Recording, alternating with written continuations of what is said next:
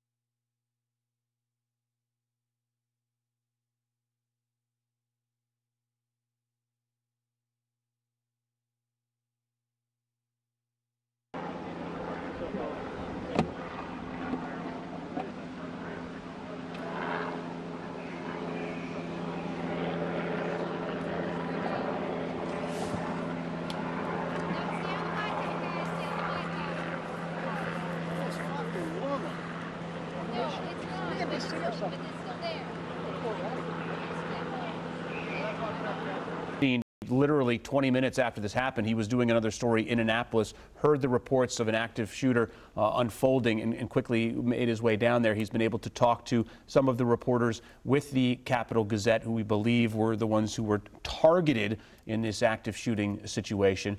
And many of them kind of looking on in disbelief, seeing tweets from their colleagues that something horrible had happened in the newsroom. He reported seeing some of them sobbing, trading hugs with each other. So we know that this is something truly horrible that's happened in the newsroom there, and we continue to try to piece it together. And we talk about this far too often, Adam. And here we are again talking about a workplace shooting in our backyard in Annapolis. People who left home today and went to work and had no idea that the peace of their day would be shattered by gunfire, that their lives would be altered in ways that they probably can't even quantify at this point. And Scott talked about the tears and the people gathering, and it's just a reminder that these incidents are happening with frequency in this country, that we have talked about this kind of situation so often. And here we are again in Annapolis talking about another horrible situation, police going through, attempting to clear this building, to secure the building, and to work to get the answers that everybody is longing for at this point. This has been going on since about 2:34, so, you know, we're coming up on about 2 hours pretty soon, and our Scott Broom has been out there for the duration. Scott, we've got you by phone. Are you hearing something new? Well, I was there recording what you were hearing from Lieutenant Frazier. He's now assembled with a number of command staff and others. They're beginning to share information with each other, and I think we're going to have confirmation of so much of what we've already had reported, in some cases firsthand from a reporter on Twitter who was in the newsroom. The lieutenant just told us that the operation to continue to clear the building and get the last of the people out, anyone who may be left inside, is continuing. So this is still an active operation. Go ahead. I was going to say what we didn't hear from Lieutenant Frazier, and also before him we had spoken on the phone with Captain Russ Davies from Anne Arundel County Fire.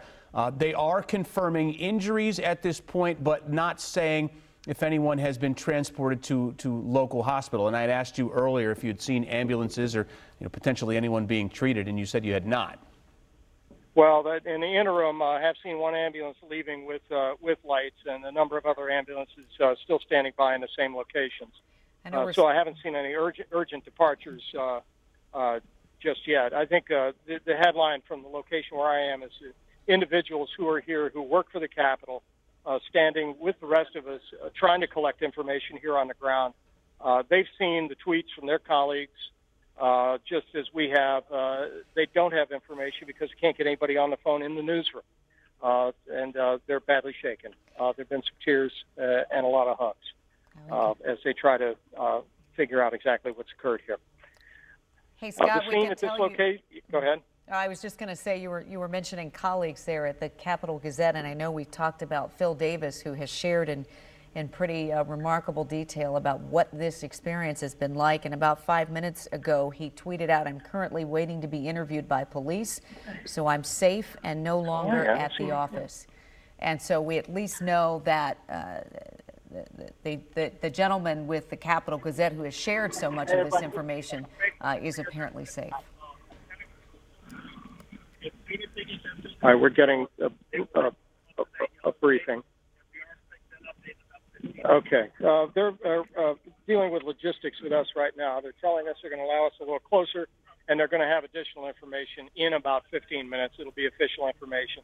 A lot of people get very frustrated. Why doesn't the official information come out quicker? And you have to recognize, as first responders, their responsibilities here to absolutely have airtight facts.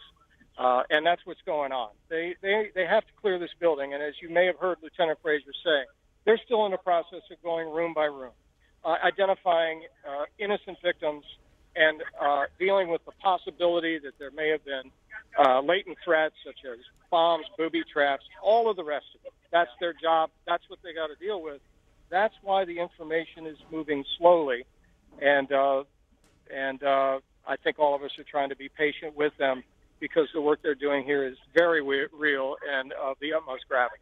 Scott, I know that they're asking people, the authorities are asking people who are coming out of that building to gather a couple blocks away at the Lord and Taylor at the Annapolis Westfield Mall. Are you still, though, surrounded by people behind the crime scene tape there who work in that building? You mentioned the reporters there as well, who are just kind of standing there with a sense of numbness, yet a sense of duty, yet a sense of they need to find out what's going on before they can walk away from the scene? There's all of that, Adam. I mean, part of the trauma of these things is the overwhelming sense of helplessness. There's literally nothing you can do except wait for news, look at each other in dismay. And that's what's going on. The Annapolis Capital reporters who are here are actually trying to collect information and do their jobs. Members of the public who were in the area have scattered at this point. And as we've reported repeatedly, the victims of this incident, people who were trapped in the building, had to be evacuated, et cetera, are being taken under police protection to the Lord and Taylor store. You've seen on our aerial view, I've seen here on the ground, small groups of people coming out of the building with their hands up at their shoulders. They were walking calmly, and they were in the presence of police as they moved away from the building. I haven't seen any of that in the last few minutes, so perhaps that's good news. Perhaps what I'm observing here is sort of the end of the sweep of this building. We've just been able to confirm, too. The scene here is clearly still active. We've just been able to confirm, too, I want to add this is just coming right from our assignment desk into my email, that Anne Arundel County Medical Center says that they do have 2 patients right now connected to this shooting. The conditions are unknown right now, and that's all the information they have. So at Anne Arundel County Medical Center, 2 patients, unknown condition, connected to this shooting. Stop. That's the end of the information that we have. Okay. Well, that's an excellent source, and that's vetted information. So, and that confirms what the lieutenant told us, which is that there have been injuries. He was trying to indicate to us that this is not, quote, some kind of mass situation with hundreds of casualties. So he's trying to draw a distinction between what we believe we're dealing with here, which is as many as 4 people who may have been either killed or injured, and a large number of people. But the impact on this community is huge, and this entire end of Annapolis is, for practical purposes, shut down as they try to deal with this. And there's a lot of activity around that area, which has come to a stop, as you mentioned, because police and fire have urged people to stay away from that area so they can do their important work at this point. Scott, you talked about really just the agonizing task of having to get through an office building and the nooks and the crannies and the stairs. And you don't know who's behind a door that you're about to open. You absolutely don't. And so in a situation like this, facts matter, and they got to get it right. They got to get it right.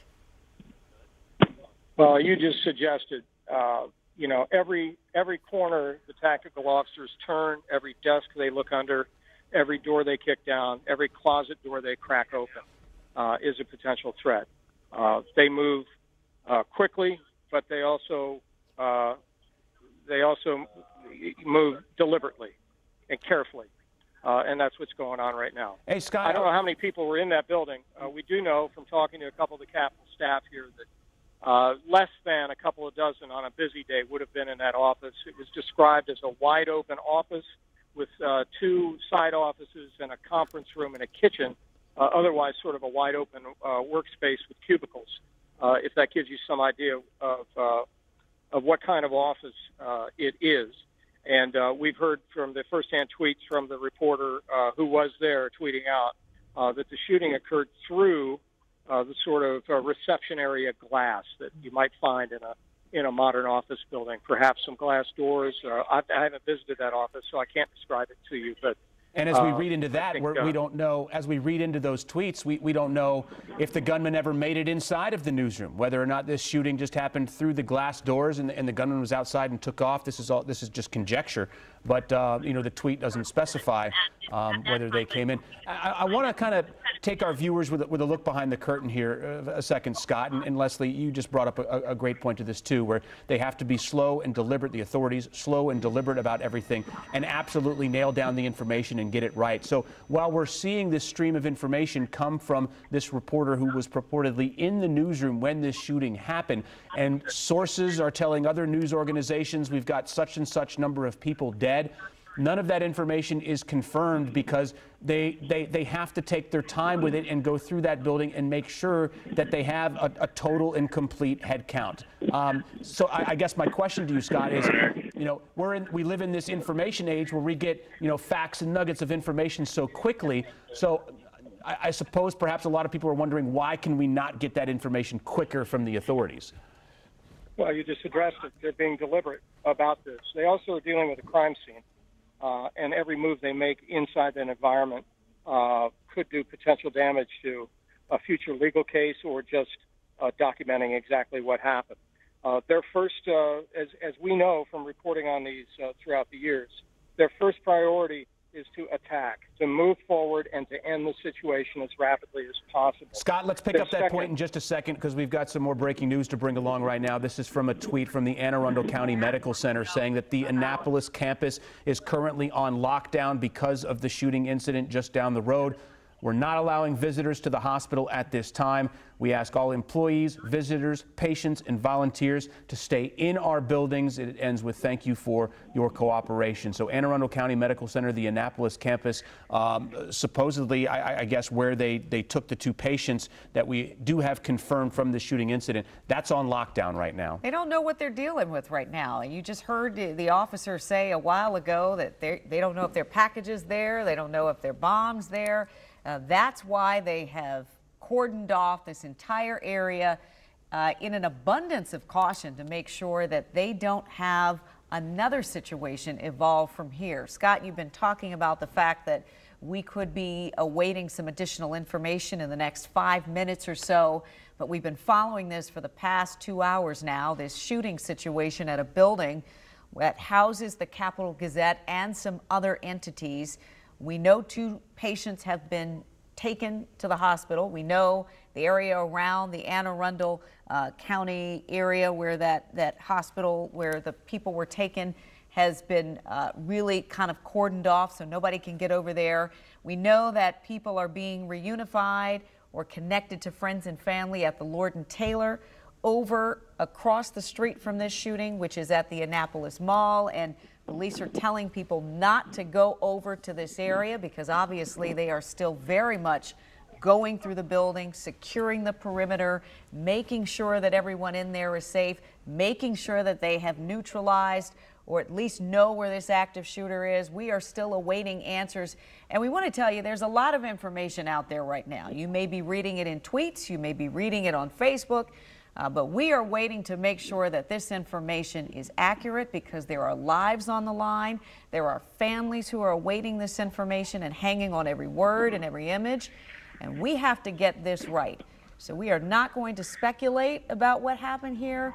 We're going to wait and give you the information as we know it, as it is confirmed, because that is what you expect from us, and that is what we have pledged to do for you. You are looking at live pictures right now outside this area in Annapolis, Maryland, where all of this activity has occurred. And if you look at sort of at the bottom right of your screen, it looks like there are a lot of officers and officials that appear to be assembling. Perhaps it's even in your area, Scott, as we await an update with some new official information that may be able to put the dots together here for us for what we're looking at and what has occurred today. Exactly. And also let me reset exactly where we are and what the lay of the land and geography is for those who are trying to get up to speed. The incident occurred at a building 888 Commerce Park Drive in Annapolis. That's near the intersection of Best Gate and Commerce Park Drive. That's basically across the street from the Annapolis Mall. The mall was not involved in this. It was this office building, which houses the offices of the newspaper of record here in Annapolis, the Annapolis Capital Gazette, along with a number of other tenants, including doctors' offices and we believe some financial type offices and other institutions. The focus of all of the activity is on the front of that building right now at 888 Commerce Park Drive.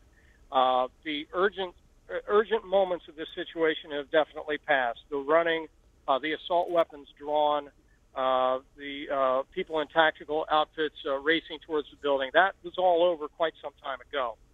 Right now, the posture is of getting the building cleared out of any remaining people who may be hiding inside and clearing the building for any possible threats or other suspects that may be somewhere in the area. So that has turned into very methodical, serious, and grave work by the first responders here. Meanwhile, what I'm seeing is small groups of people who've been coming out of the front of the building with their hands up. Presumably, they're people being rescued from the building and cleared out. They're being screened by officers and then being moved across the street to the mall, which is a safe location. It wasn't involved in any of this. Being moved to the Lord and Taylor store where they can be reunified with people coming to pick them up, give them a huge hug and a sigh of relief. We don't know what's happened to the victims in this case, except that the hospital is confirming 2 injuries.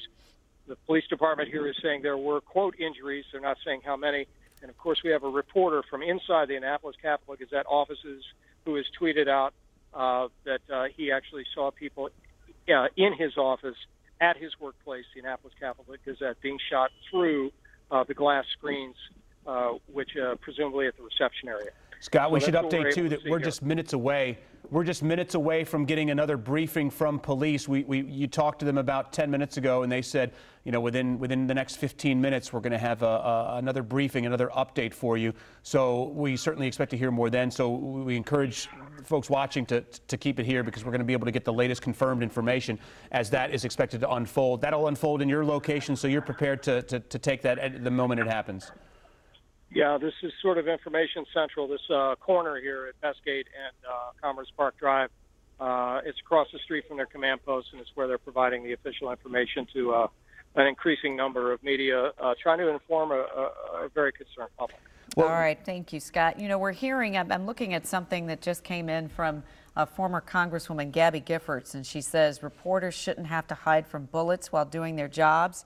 This is not normal. We have a problem in this country, and we have to do something about it. She, of course, was the congresswoman, the former congresswoman who was shot while she was out in the community in Arizona several years ago, and has been rallying for gun control laws and changes to the laws ever since. Now, as we see in these fluid and breaking news situations, there's often a lot of misinformation that goes around. That's why we are constantly deliberate about not bringing you any of the unconfirmed reports that we're hearing. Again, authorities at this point not confirming that anyone has died. We're waiting on more briefings to hear that. Our Eric Flack is here with us to verify some of the information that you've been seeing out there on your social media feeds. Eric? Yeah, Longo, a lot of people out there on Twitter trying to find out the latest information. Your social media often gets flooded with information and misinformation. Some of it's legit, some of it's just speculation. That's why our Verify team is here. So we're going to start combing through some of the confirmed information from legitimate sources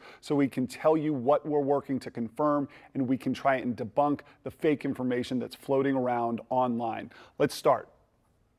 All right, according to employees at the paper, the shooting happened at the Capital Gazette. That is verified. There was a lot of talk about where inside that building it happened. It's a big building. There are other businesses in that building, but we do have confirmed reports that the gunman actually was shooting through the glass at the front of that office building. There are reports that this was a single shooter, but that is not confirmed yet. Police say it's too soon to know for sure. They're still investigating, so we're going to leave that right there in the middle and continue to work to confirm that information for you and verify it. Now, here's something floating around Twitter that is not true. Some people are speculating about a second shooting at a nearby mall. Police have not reported on any second shooting. That is false, so we're going to put that in the false column. Finally, there's also a picture going around on Twitter of an alleged shooter. The photo claims the man who did this is a 34-year-old former employee.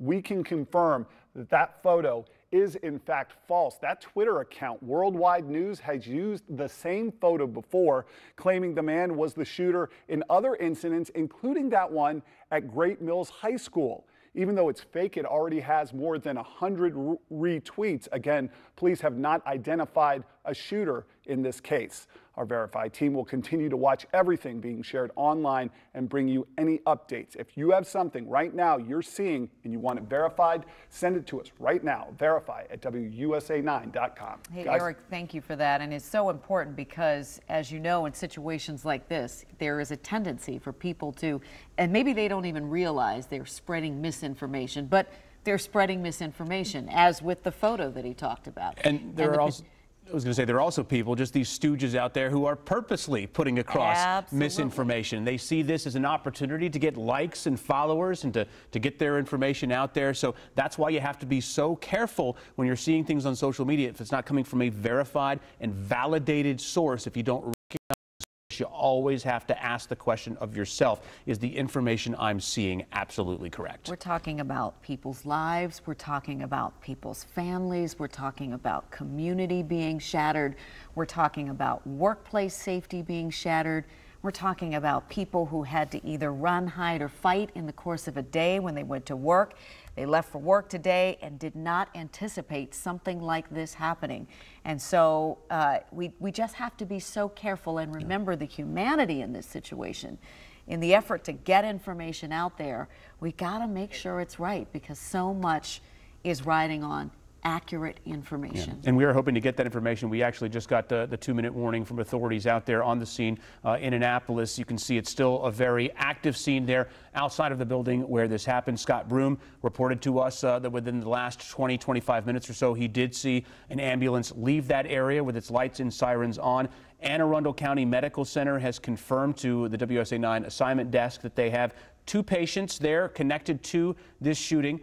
Their conditions are not known. Also, their Annapolis campus is on total lockdown right now as police sort out the details of this situation. And we are still waiting to hear, obviously, if there is confirmed information about fatalities and whether or not that there is a suspect in custody. So we hope to be able to hear that information literally at any moment as soon as the authorities step up to the microphone. Scott Broom is there at that location with his camera set up, and as soon as they step in front of the mic and the podium, we will take you there and let you know. Again, there's a lot of information floating around on social media, but we want to pledge to you that we are working to get this right, to make sure what we give to you this afternoon is accurate and not speculation. So we're going to wait in the next couple of minutes for this update. Hopefully we'll be able to get a broader, bigger picture about what occurred and more about the tragedy that took place today at that office building that houses not just the Annapolis Capital Gazette, but several other buildings, and the families and the lives and the people there who are having just a devastating day. This is traumatic to walk into a workplace and to have something like this happen. None of us here can know what they're going through right now, but we're getting a sense of it from one of the reporters who worked there, who talked about just how scary it was to have to hide under his desk and to hear the gunman reload. And then for employees who were not connected to the Capital Gazette, employees who were just working in that building, for them to walk into the building like it was any normal day and to have to walk out of the building with their hands up in a gauntlet of officers armed with guns. Let's go to the briefing.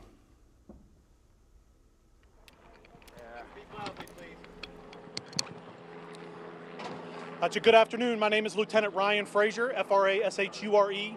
Work for the County Police Department, Anne Arundel County Police Department. We have a brief update for you guys, just to give some details. Please bear with us. We can't answer a lot of questions. This is still a very active and ongoing investigation.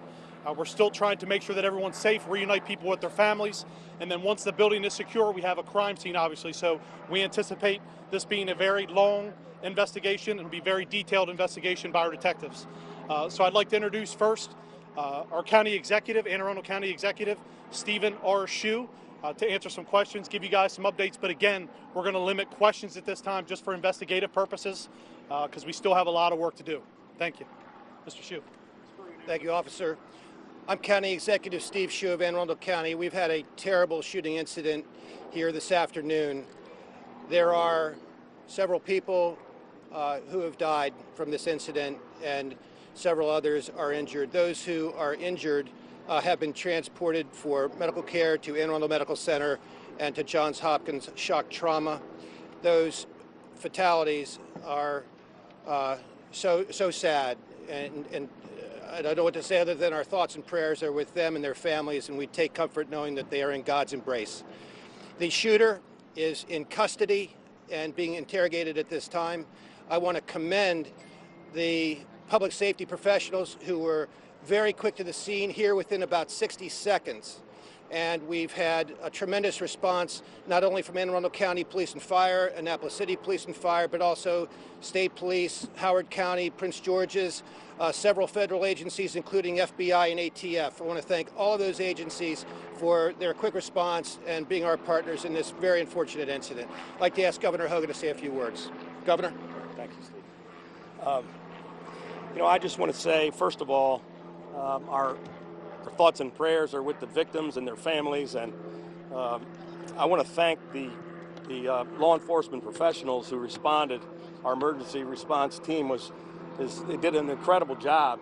They're still doing the job right now, but the fact that they responded within 60 seconds, I want to give serious praise to Anne Arundel County and the city of Annapolis for their response, and we were here with the state agencies to back them up. We have federal agencies.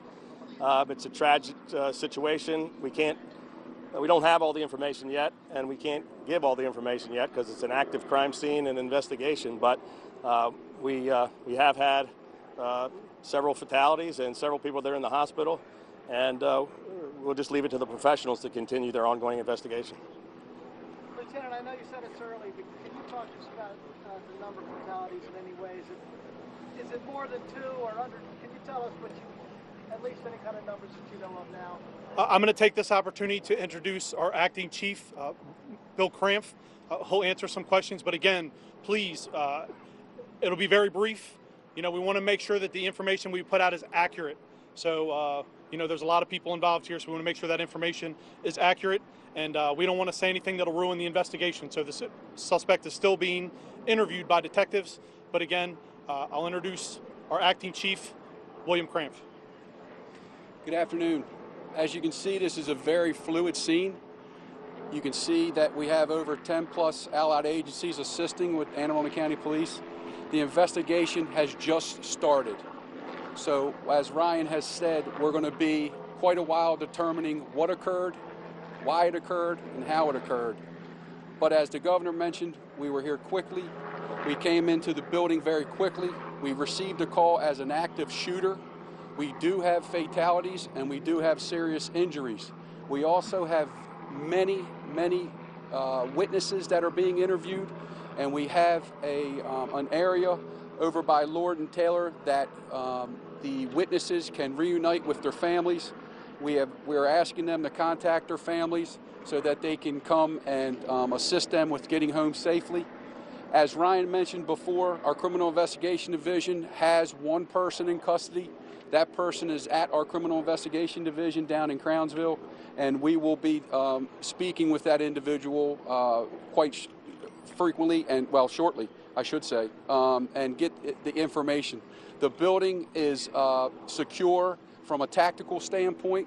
That means that right now we believe that there are no other shooters in the building, but it has not been cleared from an investigative standpoint. So once the QRT and the members of a SWAT team leave the building, the investigators will go in, and then we will start the process of putting the investigation together. Does the shooter appear to be known to police or to the Capital Gazette employees? Yeah, right now we can't confirm exactly where the shooting occurred throughout that building. The Capital Gazette building is inside that building, along with many other businesses and doctors' offices. Do you have any numbers on casualties? Not at this point, not at this time. So, did your officers interrupt the shooting? Where did you apprehend the suspect? Our officers were on the scene very, very quickly. I think it was around 60 seconds or a minute and a half. And they did engage the suspect, and that's when he was taken into custody. So it occurred very quickly. Just 1 second. That was, again, just for everybody, that was our acting chief, William Cramph, K-R-A-M-P-H. And I'd like to introduce the mayor of Annapolis City, the city of Annapolis, Mayor Gavin Buckley. How you doing? The city sends its love and thoughts for all the families that have been affected by this horrible event. I want to commend our first responders for getting onto the scene as quickly as they did, and if they were not there as quickly as they did, it could have been a lot worse. So I just have to say it was a great joint effort by everybody. This is what we trained for. A week ago we practiced an active shooter training thing. We did not expect something like this to happen in our community, but we were ready, and I don't think we could have put any more resources. If you look behind you at what's been done here, it's a tremendous response. Mayor, how many people have been killed in that? We can't confirm that yet, so I have to sort of leave that with the county on there, so I'll hand it back to you. I'm sorry, Scott, I didn't hear the question. We're just concerned. Is it you can't give us a number how many people were killed or injured because you don't know, or what's going on? No, at this point, while we're still, reuniting people with families, and we're interviewing this suspect, we don't want to put that information out right now. But that information will come out very shortly. This person acted alone. There will only have the one suspect. You're not looking for anyone else? Yeah, at this point, he's the only suspect. We have one suspect, and I'd like to introduce our state's attorney, the Anne Arundel County State's Attorney, Mr. Wes Adams. Good afternoon, everybody. My office is on scene to assist with the fantastic response by our law enforcement officials. As everybody knows, this is an active investigation. We will work in conjunction with the detectives and the police officers who are handling the scene to ensure that we have everything collected correctly so we can then sift through and process the evidence as necessary. Unfortunately, that's the only comment that my office can make at this time, but we are on scene assisting with all other law enforcement agencies. You guys have any type of motive right now? The investigation is still active and ongoing, so my office in particular, prosecutors cannot comment in any way on the nature of the evidence. What type of weapon was used? Turn that back over to Lieutenant Frazier. Yeah, what type of weapon was used? Yeah, at this point, we can't identify the exact weapon that was used. We anticipate having another briefing very shortly to try to get that information out. So at this point, with it being a very active investigation, we need to reconnect with our detectives that are interviewing the suspect, make sure that we have that accurate information that we can give out to everybody. So we anticipate another update here very shortly. So. At this point, we're still talking to the individual, we're engaging the individual, and we're trying to find out a motive, you know, all those things that comes along with these investigations. So it takes a long time. It takes a long time. Bombs in the building? Thank you, Brad. Governor Hogan, not so very long ago, we gathered similarly in southern Maryland.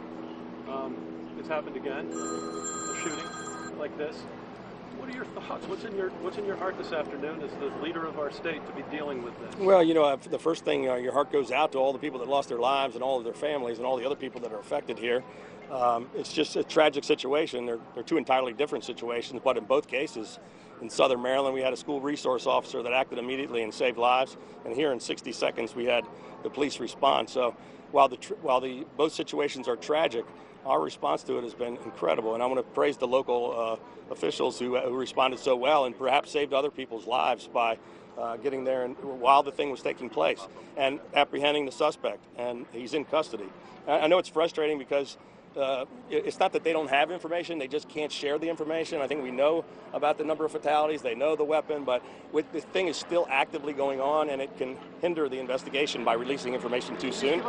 So I believe that when they have the next briefing, hopefully they'll be able to provide you with more information. Governor Hogan, do you think that this has anything to do with the recent elections? No, I don't think it has anything to do with it. Was the shooter injured? Yeah, I don't have that information, and I don't have that information, but that'll be two things that I'll check on and make sure that we have that for the next briefing. We're still trying to determine the suspect. I'm sorry? Was there an exchange of gunfire between the suspect and the police? That'll be more information that I give out in our next briefing. Can you confirm that he was looking for a shotgun in the shooting? I'm sorry? That he used a shotgun? I cannot confirm what type of weapon was used in the shooting. So again, we have several questions that we know we need answers for the next briefing. So we anticipate having a briefing within another hour, and we'll make sure that we give that information then. At this time, that's all the information we have. We appreciate your conference. We have one more bit of information, and this is the last bit of information that we'll give to you until the next briefing. I anticipate another briefing very, very shortly, but there are 5 fatalities that we know of. There are several other persons that are gravely injured. We will have more information for you in the next briefing. Thank you. Thank you, guys. We'll be with you shortly. Governor Hogan, you've just listened to the heartbreaking update about this horrible shooting today in Annapolis. 5 fatalities that they know of, several others injured. And of course, now the real work starts to figure out why this happened, how it happened, why this particular building. Police did tell us they've got this shooter, this suspect in custody, and they're questioning him at this hour. Yeah, of course, we can finally confirm that the situation is over with them coming out and telling us that the suspect is custody. Also that they have what he called tactically cleared the building, which means they no longer believe that there's anyone inside of that building or anything inside of that building that could potentially pose a threat. Now that building becomes open for crime scene investigators to go in. So while the active shooter situation is now confirmed to be over, this is where the pain is really going to start to begin. 5 fatalities. That's 5 families and extended families and friends who are going to be getting the news shortly, if they haven't already, that their loved one, that their friend isn't going to be coming home from work today. We know that there are several patients who were described as gravely injured. They are between Anne Arundel County Medical Center and Johns Hopkins Shock Trauma. Anne Arundel County Medical Center receiving at least 2 of those patients that we know about for sure. Their conditions unknown. That medical center is on lockdown right now. And while that appears to be a precautionary measure, perhaps now that we know that this suspect is in custody and being actively interrogated, those are the words that were being used by the county executive of Anne Arundel County, Stephen Shue.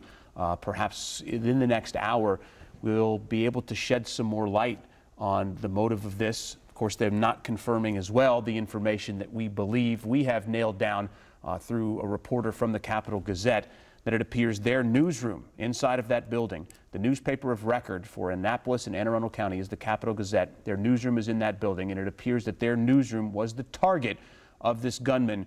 Authorities, though, not going so far as to confirm that, but we've seen a series of tweets from someone who is now confirmed to be, we know, a legitimate Twitter account who reports being a first-hand witness to the shooting that unfolded, somebody shooting through the front door and them having to hide under their desk to avoid gunfire. Utter devastation for the families of those who are lost, for the families who have been injured, and for the witnesses who have been traumatized by seeing their colleagues and their friends who've lost their lives or have had their lives altered in ways that none of us can fully comprehend.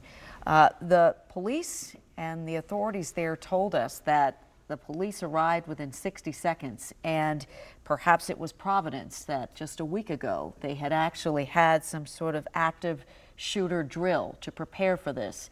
We know that this is the reality of life now, sadly, in this country, and that police agencies practice for this very thing because they just don't know when they're going to have to put it into practice. Now, it is interesting because for a while they hesitated to tell us the number of fatalities, and it took really till the end before they said it when they were pressed about it. And I think it's because, as you said, so many people, so many families are waiting for this information, and they need to know. And the people who are waiting for information, who may know someone who works there, needed to know that too. But really the hard work begins now as we talk about the who, the what, the why. What would motivate someone to come to this office building and do the unthinkable? And inevitably and eventually, the conversation steers towards guns and the Second Amendment. And this shooting happening literally just a couple of miles away from the state capitol. Governor Hogan there on the scene, as we heard from one of the reporters asking him the question. We had to deal with the similar shooting tragedy that unfolded in southern Maryland a few months back. And perhaps these are people in this Capital Gazette newsroom, I'm speculating here, that may be known to the governor. This is the publication of record, and this is a publication that covers the ins and outs of state government as well as the community affairs issues in Annapolis and Anne Arundel County. So tracking that down the road and seeing the political fallout and ramifications of this, if there are any. Sadly, as you mentioned, we've seen just so many of these mass casualty shooting situations, and we never seem to be getting, one side is talking about gun control, the other side is talking about mental health. Regardless of the side and regardless of the discussion, nothing seems to come out of either discussion. And yet we're back again, having this discussion again about another workplace disrupted by gunfire, about lives altered in incredible ways. And you mentioned, just how important these small newspapers are. These are our neighbors, these are our friends. You see them, their kids go to school with each other. Many of them not doing well, this one that's thriving. Absolutely. And so this is just another tragedy. You hear a lot of talk about thoughts and prayers. It'll be interesting to see if there's a conversation about action that comes out after this as well. So just to kind of frame the scene outside of there as well, we've been showing you these aerial images since we came on the air with this shortly after 3 o'clock. This shooting actually happened at 2:34. Scott Broom, it was our reporter who was there within moments on the scene and able to talk to us about some of the colleagues who work for the Capital Gazette and other people outside of the building, just kind of numb to the fact that something had gone on. They had not been able to reach any of their friends, any of their colleagues on the inside of that newsroom, and they got the news through Twitter from a reporter who works for the Capital Gazette who just happened to be in the room and fortunately is okay and was talking to the police at last check. And just imagine the trauma of the colleagues of these reporters or people who worked potentially at the Capital Gazette who then had to flee their office today with their arms up and now have to then report about their friends and the incident that took 5 of their lives and injured many others. Yeah, here's the video from earlier. This is right about 3:30 or so as we were coming on the air.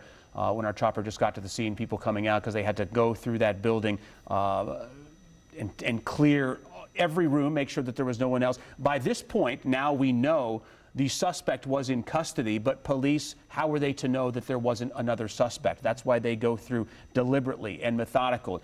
Did the suspect put any other incendiary devices in the building? Those are things that they have to go in and check for, which is why it takes so long. And as we heard from that briefing that just wrapped up, they are staying on top of briefing us. They've been doing it about every half hour. Now it looks like within the next hour, maybe perhaps we'll hear something else, and it'll be interesting to see if the person they have in custody is going to be willing and open about their motivation behind this. Will we hear that part of the story before we go to bed tonight? Or will it be a few days before they're able to get this person to talk and be able to find out why this happened? And so you talked about the things that we still don't know, and among them, we don't know the exact weapon that was used just yet. We're still waiting to get that information. And as police are talking to the alleged shooter in this case, they're also talking to the many witnesses who saw what occurred here this afternoon. So there is a lot of work to be done, even as police talk to us about giving us another update very soon, and we'll of course bring that to you. Our colleague Scott Broom has been on this scene since it happened and has an update for us now. Scott? Well, the headline here is obviously came at the very end of the briefing that you all heard, a confirmation of 5 fatalities inside that building at 555 Commerce Park here in Annapolis. Clearly, the gunman is in custody. We were also told the building has been swept and cleared. And the posture here of the officers who've been here all day is into the sort of stand down mode right now as they begin to go through the long process of reuniting people across the street from us here at the mall at Annapolis Mall, which was safe throughout this, by the way, which is why it's being used as a reunification location. And as they get into the investigation of all of this, they haven't identified the gunman.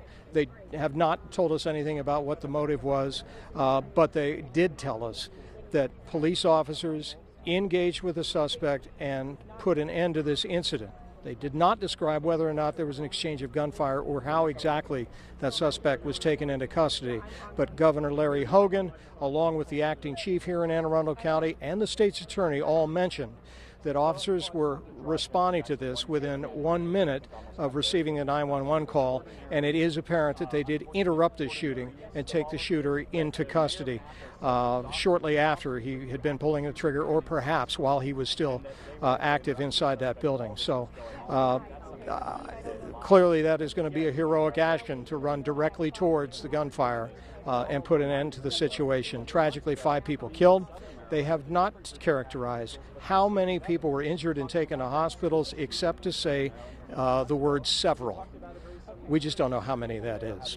We also know that the Annapolis Capital Gazette offices were involved in this situation. We heard the tweet from the reporter inside who described the shooter shooting through the glass partition that is at the entrance to that office. It was described as a wide open office, a bunch of work carrels, 2 or 3 side offices, a conference room, and a kitchen. So a pretty standard workplace in the America that we all live in today that was attacked today. Some of the reporters I spoke to here who work in the Capitol, who at the time had no information, were deeply concerned, were trying to find out and couldn't get their colleagues to pick up the phones because they were presumably on lockdown, were telling me that more than 24 people in that office at this time of day would be a lot of people. So we're looking at 12 to 24 potentially people there in any given workday.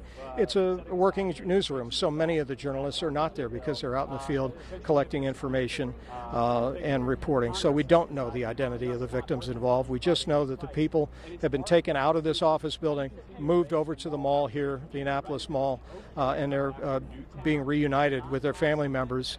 That is, of course, with the exception of the families of the 5 people who died here.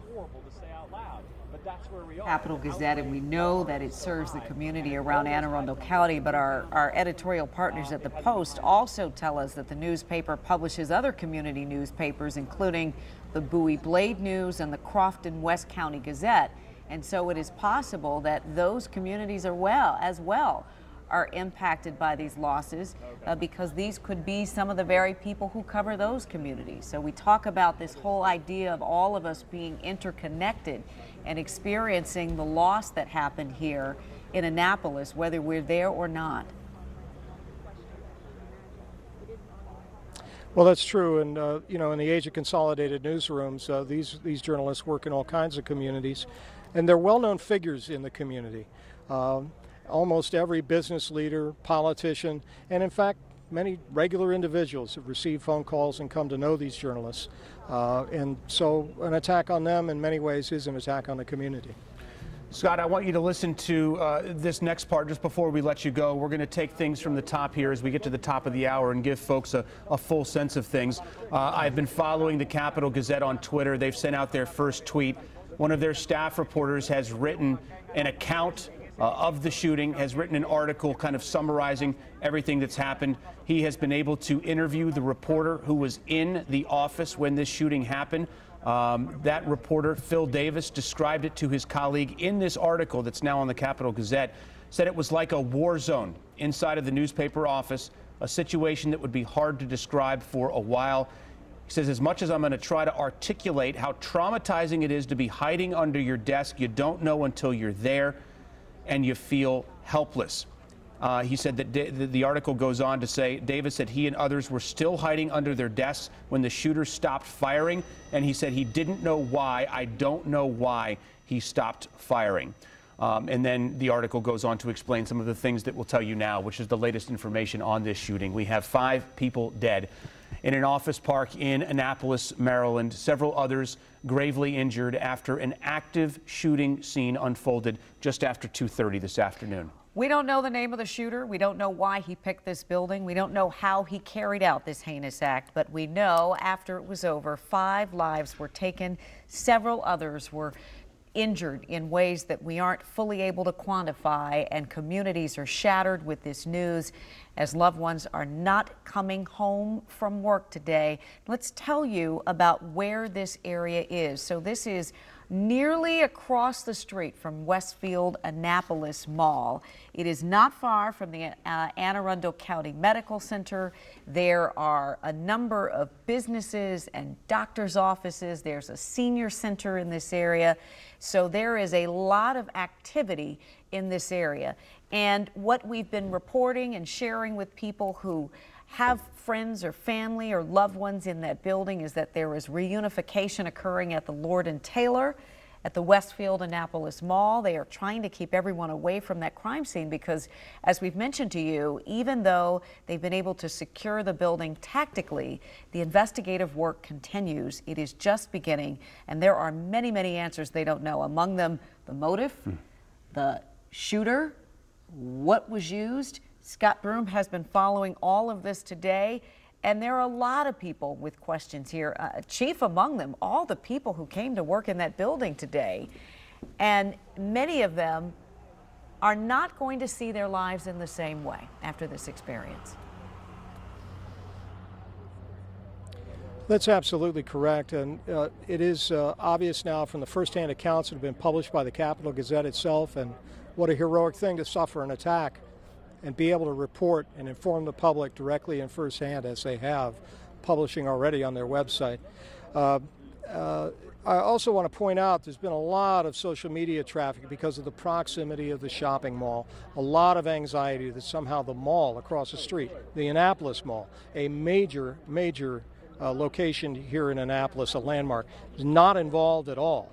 It's across the street from this location, and in fact, the mall was being used as a safe haven, a safe place to take victims who'd been swept out of the building and evacuated by police, and that's what's occurring now over at the Lord & Taylor store here at the Annapolis Mall. My partner, Dion, behind the camera now is showing you the scene, Commerce Park Drive and Bestgate Road here in Annapolis. This is on the north side of the shopping mall, really busy commercial area that you all have just described. You've got lots of financial institutions, retail, restaurants, and the office building. It's about a 5-level office building, 888 Commerce Park Drive, where the offices of the Capital Gazette are, and many, many other tenants as well, financial tenants, doctors' offices, all of the rest of it. All of those people affected by this incident today. And we saw the pictures that at one time were iconic and have now sort of become a common part of our lives, pictures of completely innocent people leaving the front of the building 20, 30 minutes after this incident, as officers swept through the building, leaving the building with their hands up to their shoulders, walking with police around them as calmly as they possibly can. And can you imagine, the emotion as they finally get out of the building and begin to move towards safety, none of them breaking into a run, all of them staying calm and moving away, and then being reunified with families and people to give them rides home and telephones and all the things they need at the mall across the street. None of them, I think, except for the first-hand witnesses right there on that floor and in that newsroom, had any information about exactly what happened, except that there was a shooting in the building. I think very few of them knew that 5 people were killed and so many were injured. More detail those moments. You were one of the first reporters there on the scene. As I understand it, you were actually right down the road working on a different story. You were able to get there right around 3 o'clock, and then shortly after we went on the air. So there were people showing up who worked for the Capital Gazette who couldn't reach anybody inside on the phone, had no idea what was going on. Other people who were coming out of the building didn't have a sense of what was going on. It took some time before we even found anybody who heard about gunshots at all. So it was a very situation fraught with unclarity at that point. Well, when I got here, I was arriving with first responders, lights and sirens coming up, and then ran towards the scene along with many other people. So that's what was going on when it was occurring. And then, of course, you have Annapolis Capital Gazette staff who are out of the building, like many, many working journalists, and they were coming to this location too to try to get in the building, to try to find out anything that was going on. And they really had no information, no more information than any of the rest of us had. And they began to gather and work their phones and tweet and try to call colleagues, and nobody was picking up the phone. The sense of gravity and upset and anxiety began to build. Then the tweets from the reporter began to come out, firsthand accounts of what was going on, and it became clear to them, even though they didn't have the details, how many people killed, how many injured, they knew that their workplace had been under attack. They knew that it was a media outlet, and that's when you began to see tears flow at the same time that they were trying to collect information and do their jobs. There was just a certain helplessness that they expressed, and we're going to bring up some of those tweets on the screen. We've been following one of the reporters at the Capital Gazette, Phil Davis, and he says, in this one, a single shooter shot multiple people at my office, some of whom are dead.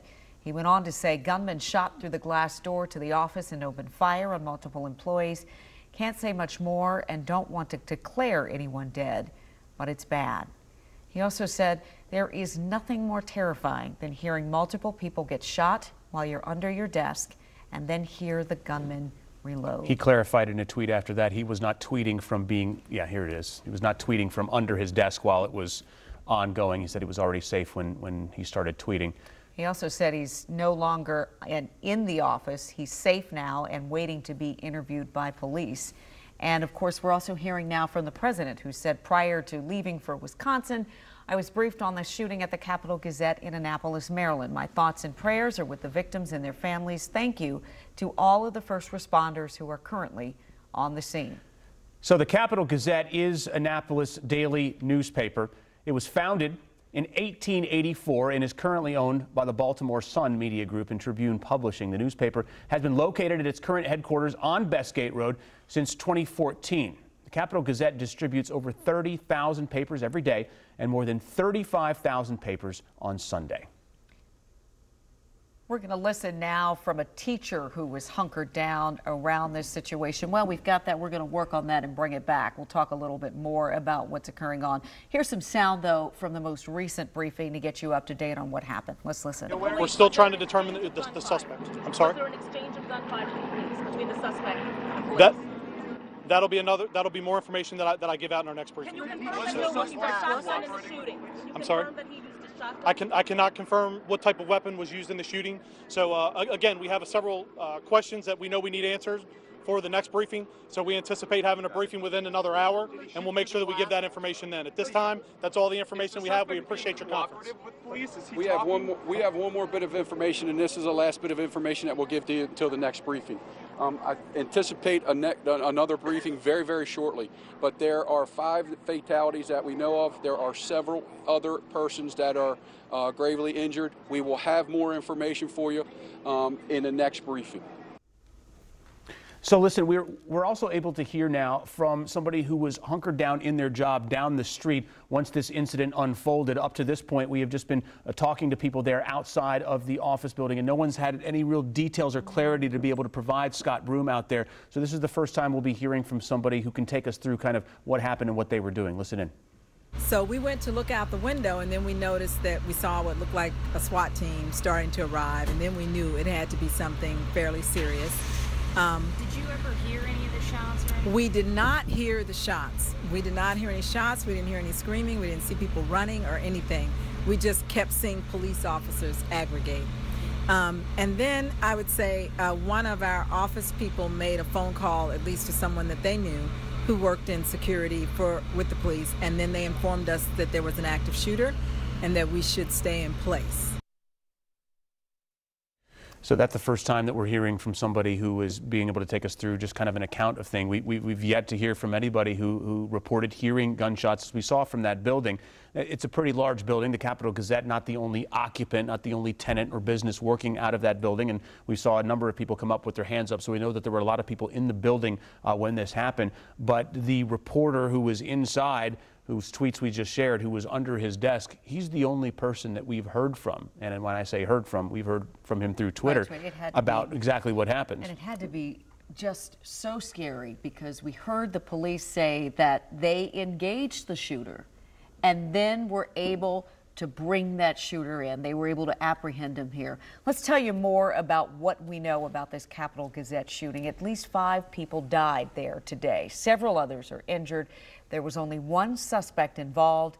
That suspect is in custody, and right now families of those who worked in the building are being reunited at the Lord & Taylor at the Annapolis Mall, which is pretty much directly across the street, within walking distance of this building. Now, we do know that we are expecting another media briefing, hopefully sometime in the next hour. That is what the acting chief there, Bill Krampf, indicated, that we would hear some more details on this coming up within the next hour. Our Eric Flack has been with us today because inevitably in these situations, Eric, there's a lot of misinformation that people start to see and then start to share on social media. Yeah, Longo, throughout the day we have been combing through social media looking for what's fact, what's not. Everything posted on social media right now, we're trying to go through it. There's tons of information out there. We want to make sure that you know what's confirmed and what's not true, so we're sorting through the information for you. We got 3 columns. Let's get it started. First, we're going to confirm what's verified, official sources, information we're still working to confirm, and information we know is false. Now, as of 5 o'clock, here's what we know. Just moments ago, Anne Arundel County Police confirmed 5 people are dead and several are injured. Throughout the day, there was a lot of reports of just 4 people dead. We now know that number is up to 5 with several more serious injuries. The second thing we have now confirmed is that the shooter is in fact in custody. Police also releasing that information just a couple moments ago. That's all verified information, but there are some other things we don't know for sure because investigators say they don't know for sure. And one of those things is exactly where the shooting happened. We talked about some of those tweets, that reporter inside the newsroom saying that that shooter went and shot through the glass. Well, it happened inside the Capital Gazette building, but right now police are not saying if it happened inside the Capital Gazette newsroom or offices. Because that Capital Gazette reporter tweeted that the shooter shot through the glass into the newsroom, a lot of people are going with that. But again, when questioned, police would not get specific about exactly where that shooting happened. So we're going to leave that in our middle non-verified column.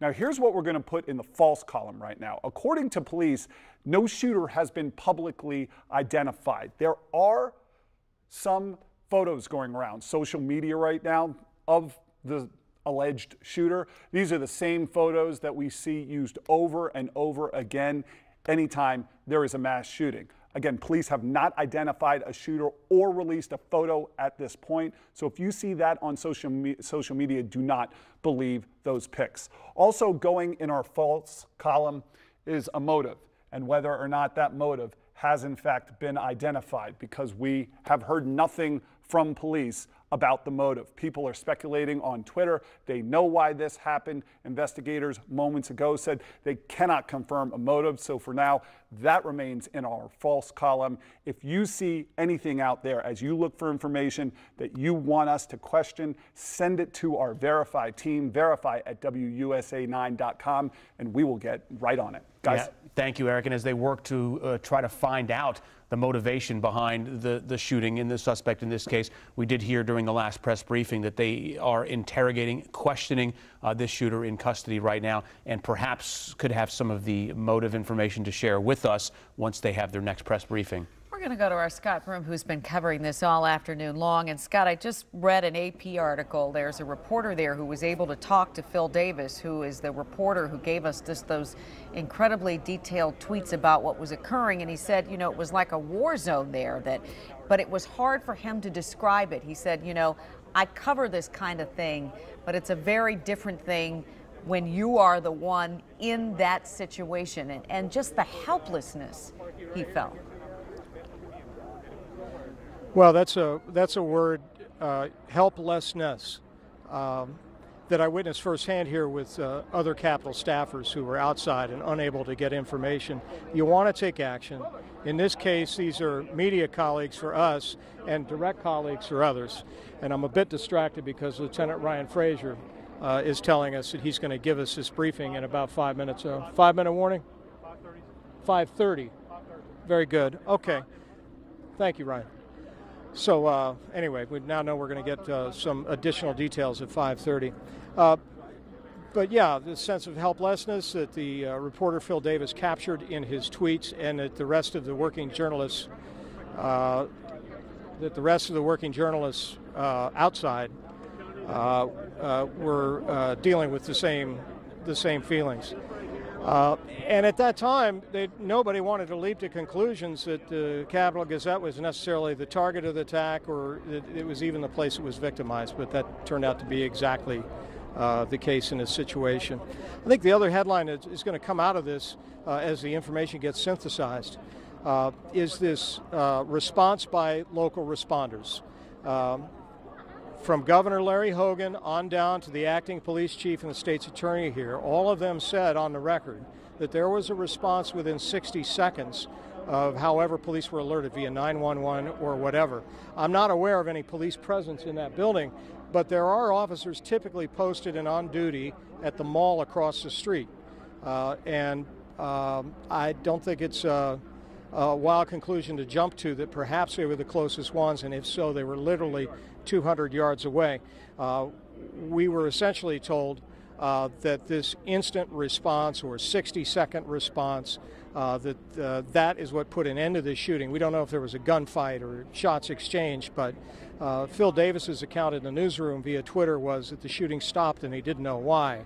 It may be because it was first responders racing to the gunfire to interrupt this entire thing. Scott, in the last briefing, that's one thing that they were nebulous about, was not talking about how this shooter was taken into custody, whether or not there was an exchange of gunfire. Yeah, sorry, another distraction as we try to deal with the logistics of making sure Ryan Frazier is on live. There's a very long line of cameras. They're working on that. The other sort of notable deeply emotional thing that I witnessed was many people who are in this building that go through that sort of now familiar lockdown and sweep situation. I'm certain we'll get accounts, although we haven't been able to talk to any of these people because they're being taken directly to the mall, which is a safe space and a place that police can control them as witnesses. So we haven't talked to them, but it is clear that many of them spent long periods of time after the initial incident inside the building, presumably locked down in their offices. Many of them probably unaware of the gravity of exactly what was going on, but they knew something was going on. And then the police methodically moving through the building door by door, window by window, each window and door potentially a threat behind it, but also potentially, and in many cases, innocent victims that needed to be secured and moved out of the building. We had people coming out of the building with their hands up in groups to be brought across the street and sent over to the mall to be reunified with family as the police launched this investigation. They were also deeply concerned when I arrived here, along with a lot of first responders, at completely securing this area and putting it into sort of a lockdown status. It was unclear to them if there were any other people that may have been involved in this, accomplices, getaway. They had all of those things to worry about.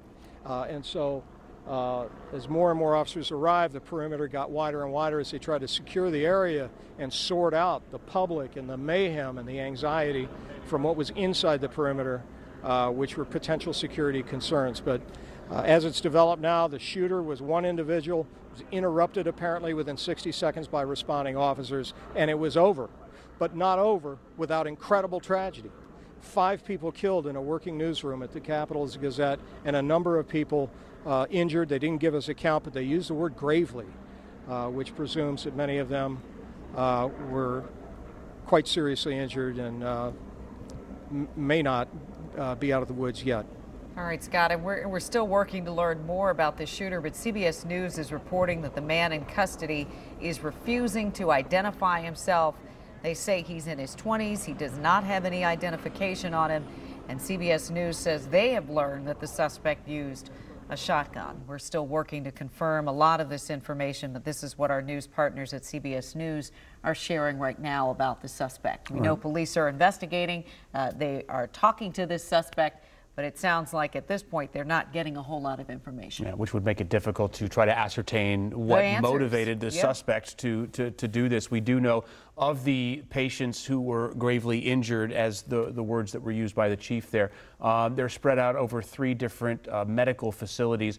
At least 2 of them we know are at the Anne Arundel County Medical Center, which was on lockdown for some time. It was not anymore, though. It was after that briefing that lockdown at Anne Arundel County Medical Center, the Annapolis campus, that was lifted.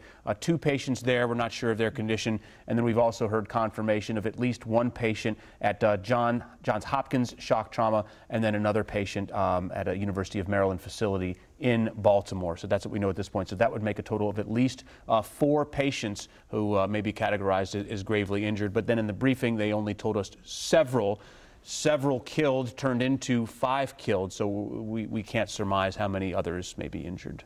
A lot of people hanging on how this happened, why this happened, and obviously very concerned that this happened at the Capital Gazette, at an entity that provides information, where reporters work to try to give people information about their lives, to help them make decisions about their lives.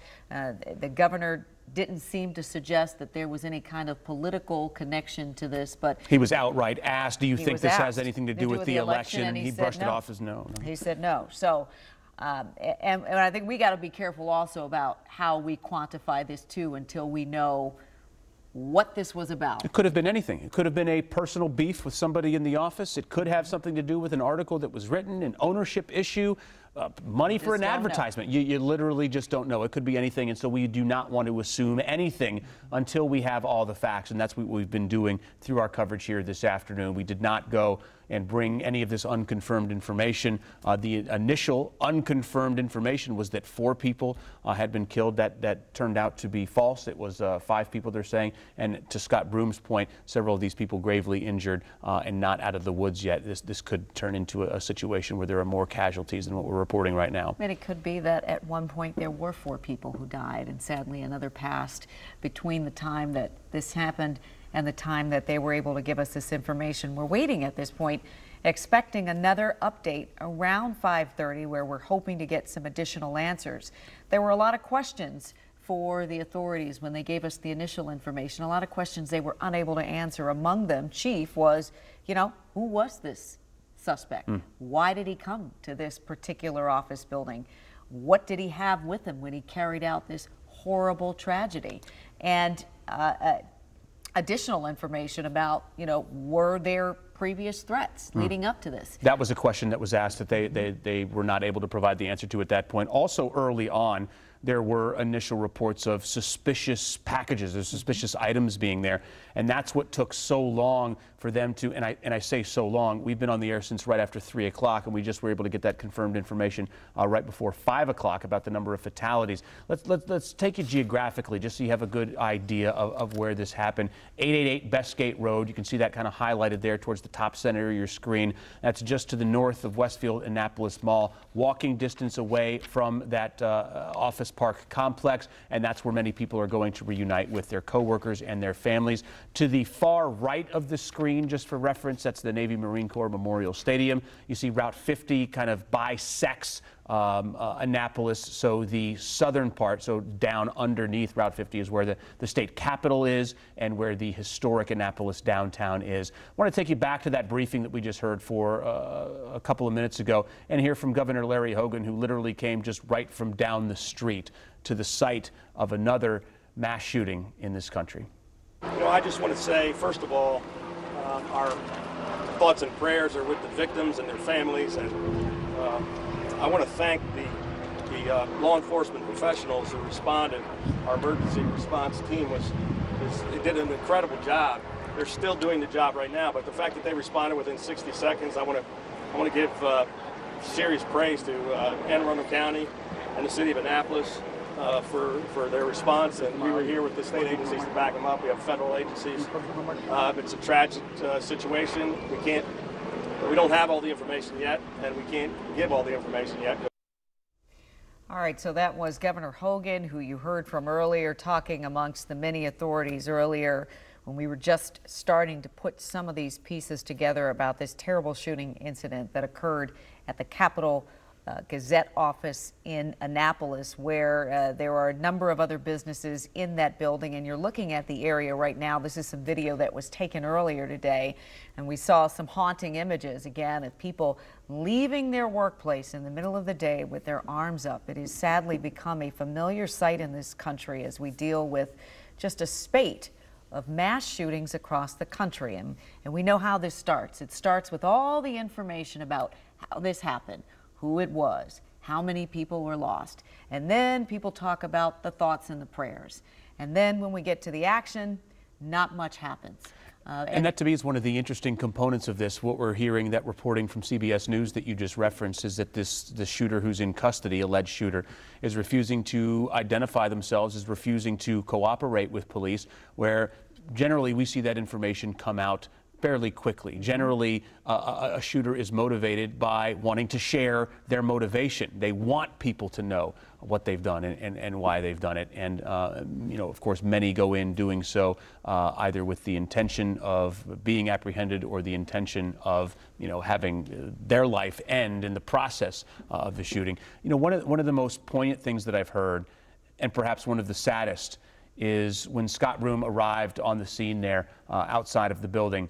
And he's got other people coming, asking him what's going on. These are people who are Capital Gazette reporters and staff who work in the office where this horrible shooting happened, and they didn't have any information about it. They're frantically trying. They talked about this sense of helplessness, that they didn't have information, they couldn't provide information. They're in the information business. They didn't have information about their colleagues. They didn't have information about their friends. And that's ultimately how they were able to get the details on what happened. And that was the mental turning point for them, was when they saw tweets from their colleague laying out in very vivid detail what happened in their office and how he was able to survive. And at that point, as Scott said, at that point, that's where he saw tears and hugs being exchanged among people of the staff. And he talks about, this crime reporter talks about how he covers crime for a living, and yet when he was in the middle of a crime scene, it was hard for him to fully process all of this. Listen, we've got Chris Van Hollen on the phone with us right now talking about what occurred today. Senator Van Hollen, thank you for calling in today. And it is another sad incident, another sad mass shooting in a country that's been punctuated by mass shootings. It really is, and I'm glad you were covering the up-to-date details on this, and we're doing everything we can to gather information. But it is a really awful moment in the country when this becomes part of the normal reporting, and this happens so frequently. As you know, we had a shooting at Great Mills High School in St. Mary's County not that long ago. So it's really important that the community not just come together, but that we really unite to find a way to end this violence. How do we do that, Senator? Well, I think there are lots of things we can do, both locally and the state level and federally. Not everything we do will obviously solve every one of these issues, but I think it goes from everything from trying to identify individuals in the community who may pose a risk because of a mental health situation, to having better national common sense gun safety laws. I mean, Maryland has very strong gun safety laws in Maryland, but a lot of the guns used in Maryland come from out of state. Again, we don't know the specifics in this situation. We don't know to date, at this moment, what gun was used. We also don't know the motives. But we need to make sure we take every opportunity to learn more and take steps that can stop the violence. Senator Van Hollen, we hear you talking about this, but with all due respect, a lot of people in this country are losing faith in you and your colleagues that anything will be done to stop the tide of this violence in the country. Well, this is something that we need to be doubling down on in terms of efforts. I agree with those who were saying, why hasn't Congress acted? We've been pushing hard to try to even get a vote on some of these issues. I mean, at the end of the day, we need to have a political consensus in the country that gives us the votes to adopt common sense gun safety measures. And again, I want to stress, we don't know the specifics of this particular awful incident, but just in general, we know there are things that we can do to make the country safer, to reduce the death toll. And we know that those steps are not being taken, despite efforts, despite the student outcry. We want to see our colleagues come together to take some of these common sense measures. I do want to applaud the local law enforcement folks here who arrived on the scene very quickly. I was just on the phone a short time ago with the Director of Emergency Management for the City of Annapolis, getting an update on the situation. You've been reporting that. As you know, in addition to the dead, we have a number of folks who are wounded at either Anne Arundel Hospital or at Shock Trauma in Baltimore, and we want to make sure that law enforcement has an opportunity to inform their loved ones and family members before those names are made public. As we deal, Senator, with another tragic mass shooting incident, one thing that we have doubled down on is not only funding for law enforcement to be able to train and cope and prepare for these type of incidents, but also informing the public and school kids of what they should be doing if something like this happens. And I think we would all agree there's got to be a better way, not necessarily of training and preparing ourselves, but there's got to be another road that we can go down to whereas that training wouldn't be necessary. Well, clearly prevention is the number one strategy. I mean, we want to make sure that we prevent to the extent humanly possible these kind of tragedies from happening. And we are not doing everything we can at the state, local, and certainly at the federal level. And what's really going to be important is to have a national conversation where people agree on some common sense measures, many of which have been sitting up on Capitol Hill for a very long time. And we need to break the dam on this. Every time we have an awful situation like the terrible shooting in Florida, there are more and more people who recognize we have to take some common sense actions. That common sense has not reached a majority in the United States Senate or the United States House of Representatives. And so that's why it's important to have a community conversation and spell out these things that we can do together and try and take out the politics and look at the evidence. Let's sure hope that happens, because we've had far too many of these incidents where we have these same conversations, they go away, and then inevitably we're back in this same situation, describing the unthinkable and talking about how families will be dealing with devastating loss. Let's hope this is the end of it. Well, look, it's going to require everybody identifying the solutions, but also, as you indicate, holding people accountable, learning where people stand on these issues and whether they support these common sense gun safety measures and other common sense measures. And that has to become something that everybody in the community focuses on and holds people accountable for where they stand or don't stand on these important issues. But right now in this particular situation, I know law enforcement is working to get to the bottom of this. I just, as I said, spoke to the emergency management folks. No motive has been identified yet. We don't know yet what weapon was used, but we know enough in this country to know steps we can take to prevent violence, whether it's the particulars in this awful situation or other daily violence we see on our streets and in our neighborhoods. Senator, even though we don't have very many details at all, specifically, as you just mentioned, to the motive, I wonder what it tells you, or if you glean anything from the fact at this early stage, that this was an attack that clearly happened on an American newsroom, at a newspaper, and with the political rhetoric in this country being so divisive, and with attacks coming from all sides, and people still amped up, not over the election that happened almost 2 years ago now. Is there anything to take away from that, an attack on a newsroom, and any point to punctuate on that? Well, we obviously don't know the motive in this case, but we do know what you just said, which is that there's been an incredible level of hostility and nastiness aimed at folks in the media who are simply trying to report the news and provide people with the facts. I know the reporter, Phil Davis, the crime reporter, has been tweeting. He's a really great reporter. He's part of a team out there at the Capital Gazette that works hard every day to get the local news for the Annapolis and Anne Arundel community. And it is a real local treasure, the Capital Gazette. These are people who are working hard every day to let the community get important information about, what's happening, in the schools, what's happening in local government. I mean, this is really meat and potato reporting that everybody, most people value. And so to see this level of division in the country, and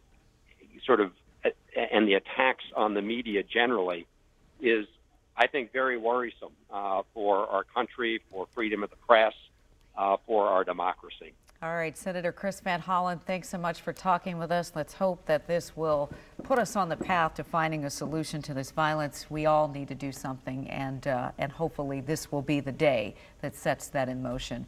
We're going to go now to a press conference in progress to get another update on what happened today. I'm County Executive Steve Shue. As we reported earlier today, there's been a terrible tragedy here in Anne Arundel County. There was an active shooter incident.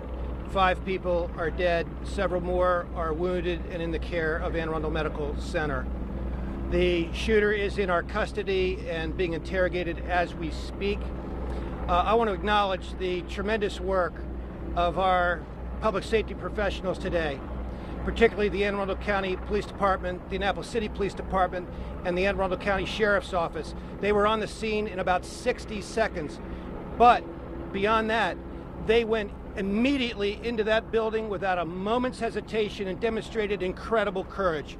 And we are so deeply appreciative of their great work. It could have been a lot worse. Governor Hogan. Well, I want to thank you all for being here. Obviously, our hearts go out to the victims and their families. And I just want to reiterate, County Executive Shue, it's all 3 county agencies, the city police force, county police, the sheriff's department. We have, I think, 10 different other agencies backing them up. All the state police agencies are here as well, federal partners. And, it's a tragic situation. but there were some very brave people that came in and kept it from being even worse, and the response time was incredible. So that's all I have to say. Chief Cranford. Good afternoon. I promised you guys an update. Say who you are. Deputy Chief William Cranford, the Anne Arundel County Police Department. So the building as we speak is now tactically secured, and what that means is our SWAT team and our quick responders have been through the building. It is secure as far as there are no more persons in the building that are a threat to anyone else. We did recover what we thought may have been an explosive device. That has been taken care of. We have members of the bomb squad on scene. We don't anticipate having any more explosive devices. What is happening now that you see behind me is that our Criminal Investigation Division, the actual investigators, are now taking over the scene. We have released it to our members of the Criminal Investigation Division so they can start the process of identifying what occurred and how it occurred and why it occurred. So at this time we had over 170 individuals in the building that were escorted out safely. They were taken to a reunification area over at the Annapolis Mall. We brought Jen Corbin in from our crisis intervention team, who's going to say a few words in a moment, to talk with the witnesses, some of the victims, and the police officers who responded. At this time we're going to continue the investigation, and we'll have an update for you later on this evening, and I believe Ryan's going to give you a time for that. Jen? Can you give us the numbers, please? Oh, sorry. Go ahead, Jen. Hi, I'm Jen Corbin with Anne Arundel County Crisis Response. We have been on several different sites working with both witnesses and police officers following the incident. We will be working continuous throughout the night, both on a phone line and throughout to assist. We are mental health clinicians that will be working both with the witnesses and the officers for the next day or so. So that's what we'll be available for throughout. Thank you, Jen. I have one more item. This area, the area of the mall, the area of Bestgate Road, is going to be closed for an indefinite amount of time. I can't tell you when it's going to reopen at this point, so if you receive calls, please let them know what occurred and why we have it shut down. The investigation is going to continue into the evening hours, and at that time, when we get more information, I will have another update for you. Can you or the state's attorney address that? Is the suspect being cooperative? Is he answering your questions? Yeah, I can confirm that we have the suspect in custody. They're currently interviewing him right now. The only other information that I have from questions that was asked earlier is we don't have an identification on him yet. We do know he's a white male, adult male, and the gun that was used is described as a long gun. So I don't have the specifics on that, but we do know it was a long gun. And as we continue to get information, we'll make sure that we continue to put that out. We have no information on motive. Yeah, we're still doing interviews and still doing that. How'd they catch him? He was taken into custody. He was taken into custody by officers. There was no gunfire exchange between officers and the suspect. Since we were able to get here very quickly, and just something for you guys to know, you know, we have a unified training on how to respond to active shooters, and that's what made one of the major things that made this a huge success. So law enforcement agencies around the entire United States train the same way for these active shooters since we've had critical incidents like this. So it's I don't want to say it's very easy, but it's very easy for officers to get together from other jurisdictions, link up, know the movements, the terminology that's needed to go in and effectively locate a suspect in an active shooter situation and take care of that target inside there. So during an active shooting. Sorry, say it again.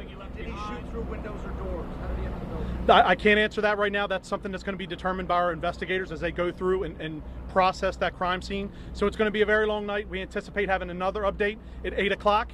Any information that's new, I'll give out then and make sure that you guys have all that information and any updates as we go along, anything we can put out. How many victims are in the hospital? We can confirm that 5 are deceased, and we're still working on injuries for you guys to get a good number.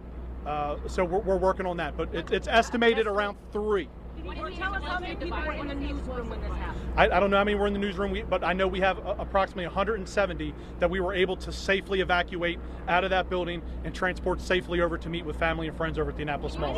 8 o'clock will be our next update. I don't have any other answers for you. Any other updates will get out at 8 o'clock. Thank you very much. Thank you. Inside or outside the building? Live update from police out there. We understand there is a white male in custody. He used a long gun to carry out the tragedy here at the Capital Gazette building in Annapolis.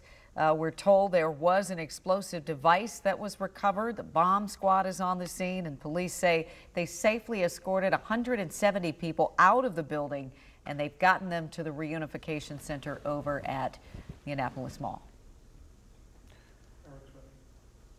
So we're waiting to hear some more details. Hopefully, it sounds like their details are slowly coming, if coming at all, from this suspect who's in custody. They have not been able to make an ID on this person yet. We had reported that sources are telling CBS News that he is not identifying himself. So listen, anytime a situation like this unfolds, there's inevitably bad information, unconfirmed information that's getting out onto social media. And it's being shared by people. And this is one of the things that we deal with here at Verify, is trying to get the information straight. Our Eric Flack has been looking at some of the information that's out there, and he's here to break down what's true and what isn't. Yeah, Londo, you know this better than anyone. For the last couple of hours throughout this afternoon, our Verify team has been working to bring you confirmed information and debunk some of the fake stuff you may be seeing online. That way you know what information is okay to share with your friends and family. We're going to sort through the information for you in 3 columns. Okay, let's get it started. First, we're going to have verified information through official sources, information we're working to confirm, and things we know are false. So let's go over some of the confirmed information. Anne Arundel County Police say 5 people are in fact dead. Several more are injured, possibly severely. Throughout the day, there was some talk about 4 people being dead. Now we know it's 5, and we hope that number doesn't rise, but we now know several more are injured. We also know for sure the shooter is in custody, but there's something we cannot confirm about the shooter. Some people on social media claim the shooter used a shotgun or an AR-15. In the last official update, investigators said they haven't confirmed or released what kind of weapon was used, so it's too soon to say for sure. They did say, however, that it was a long gun. They did not specify what type of long gun it was. Now, here's the information you should not repost or spread around because it's absolutely false. Even though the shooter is in custody, that person has not, I repeat, not been identified. Don't believe any picture seeing online on Twitter right now, especially because a lot of those are being reposted. Some of those used in past shootings as supposed alleged shooters. We also do not know the motive right now. There's a lot of speculation out there, but police say right now they cannot give us a clear picture of why this happened. So for now, that's going to be in our false column. If you see something you're questioning, send it to our team. We were back there in the newsroom sorting through all that stuff right now for you. It's Verify at WUSA9.com.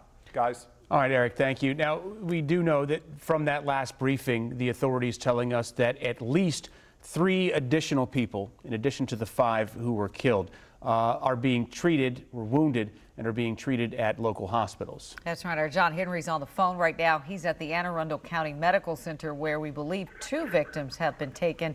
John, what have you learned there? Right now, hospital staff here told me that, as you said, 2 people were taken here to Anne Arundel Medical Center. We've learned recently that they came here with minor injuries. They were actually not injured by a gunshot wound. According to hospital staff here, they were injured at the scene, but they wouldn't go into detail exactly as to how those 2 victims were injured. They were taken here not too long ago. They're currently receiving treatment here at Anne Arundel Medical Center. We're being kept a bit of a distance away from the scene. We're trying to learn any more that we can. So as soon as we get that information, we'll make sure to bring it to you. John, are there people coming and going from the medical center? We had reported that they were on lockdown for a good bit of the afternoon. I know that lockdown has been lifted, but I wonder how long you've been there, if you were there when that lockdown was in place, and if maybe there's any residual effects of people coming and going around there, or if there's a heavy law enforcement presence. You know, I actually got here after the lockdown, but I was aware that it was going on. Right now, the scene here is pretty calm. There are helicopters that are flying overhead above the medical campus here. But when it comes to law enforcement on the scene and around the medical campus, it's nothing different than what you would find on a normal day at a hospital. Adam?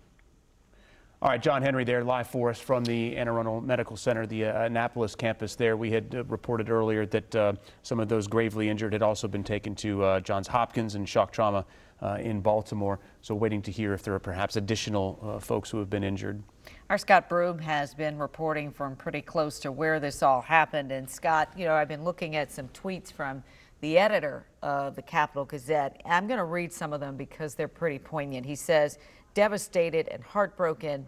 Goes on to say, I'm in no position to speak. Just know that Cap Gazette News reporters and editors give all they have every day. There are no 40-hour weeks, no big paydays, just a passion for telling stories from our community.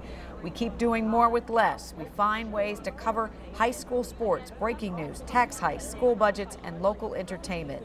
We're there in times of tragedy. We do our best to share the stories of people, those who make our community better. Please understand, we do all of this to serve our community. And finally, we try to expose corruption. We fight to get access to public records and bring to light the inner workings of government despite major hurdles put in our way. The reporters and editors put their all into finding the truth. That is our mission, will always be.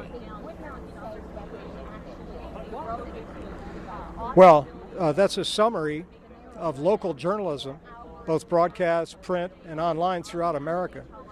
That's what local reporters do. They report on the community they live in. And this community, I think, I was just speaking with the mayor here in Annapolis, view it as an attack on the community when they attack the source of information that so many people look to. A group of people who are trying to show people the community they live in and report upon it accurately so that, you know, we all know about the society we live in. So just before we went on camera, I was speaking with one of the colleagues at the Capitol who is now doesn't feel free to go on camera because the people inside who've sent information out are considered witnesses and all of that. But it's just safe to say the gravity of the situation has badly shaken him. He's upset. Friends of his and colleagues of his have died, and a number are injured. And he's out here on Media Row with, at this point now, several hundred media colleagues from both national, international, and local media.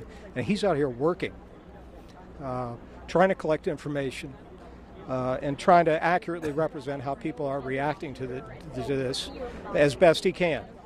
Talking to people, taking notes down, and understanding that so many people are trying to talk to him as a witness. He was one of the individuals I spoke to early on when I arrived here, along with first responders and the other sort of first individuals who were here. I just happened to be in the community working on another report, raced over here, and I was with him and some of his colleagues, as you all noted earlier in our broadcast, as they tried to put the news together, tried to call colleagues on the phone, and like the rest of us, had this overwhelming sense of helplessness on the outside here. There's literally nothing you can do. Literally nothing you can do except your job, try to collect information, try to report what the officials tell us, and convey it to the public so that they understand the world we live in. And Scott, that appears exactly what they're doing right now. I'm reading a tweet from John Harwood, who's a reporter for CNBC. He says that his high school classmate, Pat Ferguson, is a reporter for the Capital Gazette. He told his wife that he's okay. He's charging his phone. He's trying to find colleagues and trying to put out the paper. So they're dealing with all of this, and they understand that they're the focus of this, but they have a job to do and they've got to press on. Since you mentioned his name, he's the individual I was just speaking to. Okay. Pat's one of the longtime reporters who's out here, and he didn't didn't want me to report his name. He didn't want to go on camera because he's viewed as a potential witness to all of this, and yet he's certainly not taking the day off. He's out here working.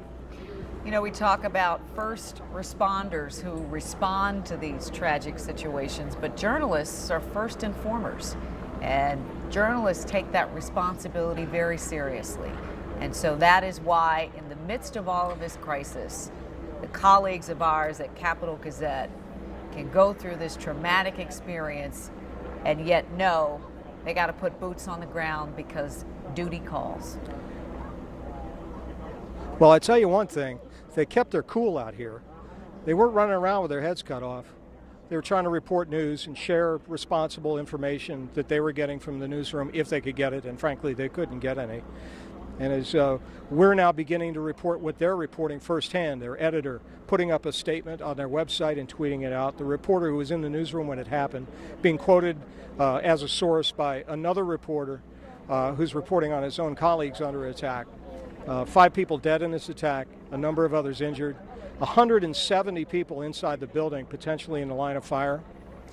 And the story of the first responders who, within 60 seconds, as we've heard repeatedly during these briefings, were able to respond to this and put an end to it. They also described the shooter in this incident very vaguely, the most broadest of descriptions, an adult white man who was carrying a long gun. A long gun could be anything from a single-shot shotgun that's used to shoot clay targets at the range to an assault rifle, AR-15 type weapon with an extended magazine. So we don't really know. That really doesn't tell us much until we find out later exactly what was going on here as people try to dissect all of that. But it was a gun that could do a lot of damage fairly quickly, that's for sure. At the latest in a string of mass shootings in America, the latest target, a newsroom. We've seen these unfold in schools, in shopping malls, and it's doing a lot to unnerve folks in the local community. Scott, stick with us here, but we want to hear first from Well, look, go ahead. It doesn't help that the President of the United States calls the media the enemy. And a lot of people, I don't think, view that as, maybe aren't able to dissect the difference between overinflated hyperbole and reality. This is a local newsroom. These are people that report on kids' high school sports, local politics, how the sewer system works. And they also cover their local delegates at the state capitol in a news environment where there's less and less resources to be able to do all of that and inform people exactly what the debates are and how they unfold. This is not some bizarre monster behind glass doors. It's a local newspaper is what it is. They're part of the fabric. And it was attacked today. They're a part of the fabric of their community. They're our neighbors. They're our friends. And this is something to wrestle with, that's for sure, Scott. And it's something that people who live and work and own businesses in the area are wrestling with today. And we're going to hear from a business owner now. It's hard to take in, because this is Annapolis. I know that the mall and stuff had little incidents, but nothing severe like this. Not at all. When you hear about gun violence happening in schools and movie theaters, all it's across scary. The country, and now it's scary. Right here. Yeah, it's scary. And of course, what we learn from these incidents every day across this country is there is no community that is immune to this happening. No workplace, no county, no city, no demographic that is immune to having this kind of tragedy pull up in front of the door, walk in the door, and take lives. So let's talk about what's ahead in the next minutes, in the next hours. We know that police right now, Annapolis, Anne Arundel County Sheriff's deputies, investigators are talking to that suspect. To this point, sources are telling CBS that this man has not identified himself. So do we know if he's sharing anything about motive or talking with them at all? We don't know.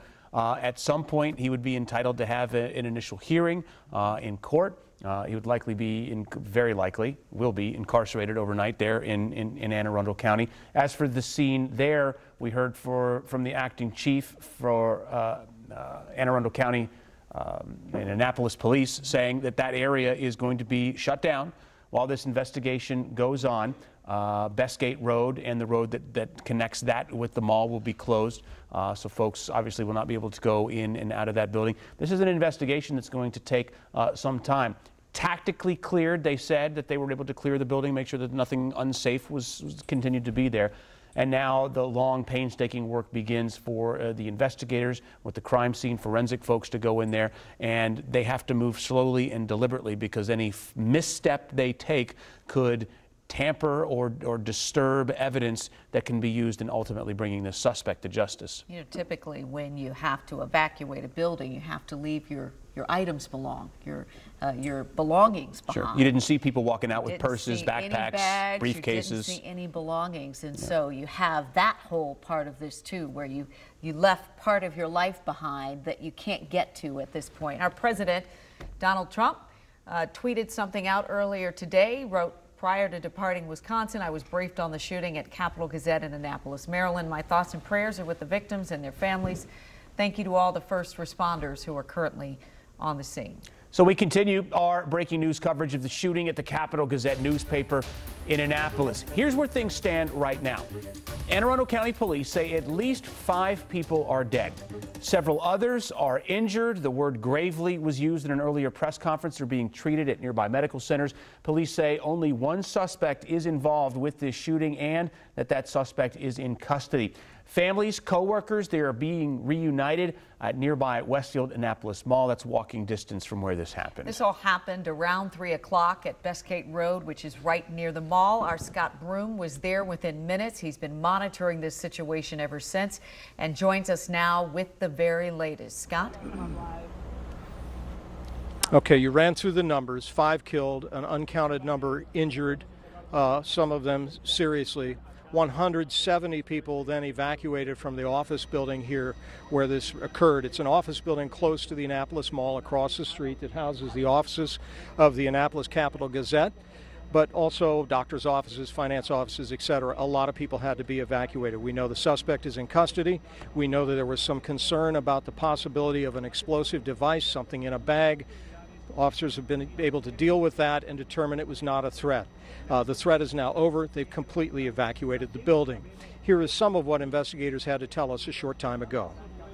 We do know he's a white male, adult male, and the gun that was used is described as a long gun. So I don't have the specifics on that, but we do know it was a long gun.